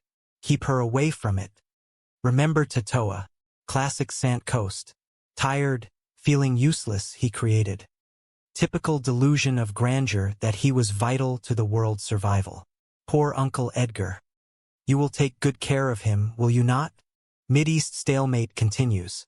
Congress passes Transportation Act. And in the South Pacific, the tiny island of Tatoa is destroyed by a tidal wave. Details on this and all the news in an hour. Did he say Tatoa? Yes, the number for the Chronicle, please. Thank you.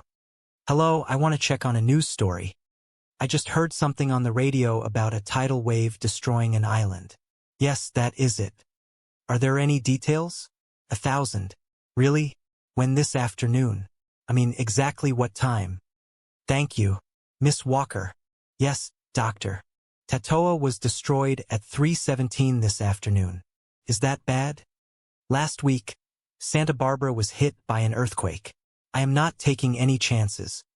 Oh my God, the landlady. She will destroy it. Santa Barbara? Get Mr. Witherspoon released immediately. Drive him home. You personally as fast as you can. Do not touch the thing. You did not, did you? You have not touched anything or moved anything. Not yet. Why? Because this is the creation of a disordered mind. And by studying it, analyzing it just exactly as he left it, I can come to a deeper insight into Mr. Witherspoon problem. He is a lunatic. What else do you have to know? No. It is not that simple. I cannot rent this place with garbage in it. All right, I will rent it. You? Yes. I will give you double what you are getting. I will be up later with the check. Thank you, Mrs. Mulligan. He has escaped. Excuse me, Mr. Witherspoon. Mr. Witherspoon. Should I call the cops? No. Everything is going to be fine. You got a handkerchief? Oh, yes, right away. Thanks. That lady had me dressed so fast. I left mine behind. Mr. Witherspoon, I do not know how to begin to apologize. Nothing in my training had prepared me for a case like yours. Well, nice meeting you. Where are you going? Away, finally, after 11 years. But what about tough? The voice spoke to me while I was in your hospital. It said, Edgar, have you ever been to Miami? I said no, but I used to think it would be a nice place to retire. Go for it, the voice said. You are off duty. You mean all this is not necessary anymore? Sure it is. It is absolutely essential. The world still has to be kept in balance. So who is going to? And look, it needs adjusting already. That is it. Now, if I can just get a ping-pong ball in there by 7:13. Well, I guess we solved that little problem. I would get cracking if I were you. Impossible. I refuse. Jeremy, really, you will grow to like it. Give it a chance. So long. Do not take any wooden nickels. Unless you really need them, of course. Mr. Witherspoon. No, a tambourine. I have to find a tambourine right away. Can you help me? Do you know where I can find a tambourine? If in the next few months you notice that there has been a spate of catastrophes, or things are just not going right, remember that Edgar Witherspoon replacement is learning how to make some precise adjustments. Do not worry. His education will not last long. And then you will have a chance to make a difference. Perhaps you might give thanks to a physician whose practice extends to the well-being of the entire planet. Dr. Jeremy Sinclair offers a unique form of preventative medicine found only in the Twilight Zone. The story of Mr. Edgar Witherspoon and Dr. Jeremy Sinclair is one that defies conventional explanation, yet it is a tale grounded in the quiet, dusty corners of ordinary lives. It begins in a modest apartment building, where the mundane grievances of daily existence often mask the extraordinary truth beneath the surface. Mistress Milligan, a woman of sharp disposition and tired feet, stood in the office of Dr. Jeremy Sinclair. She gestured toward the door, her face a portrait of exasperation. She explained that her tenant, Mr. Edgar Witherspoon, was, by all accounts, a man who had lost his tether to reality. She described him as a man possessed by a peculiar form of madness. He was always looking for things, she insisted. Not valuable things, but the detritus of a busy society. He scoured the alleys and the garbage dumps for 3 paper clips, a chrome coat hanger, or perhaps 1 patent leather tap shoe. He was a nuisance, she claimed, always bothering the other tenants for items as absurd as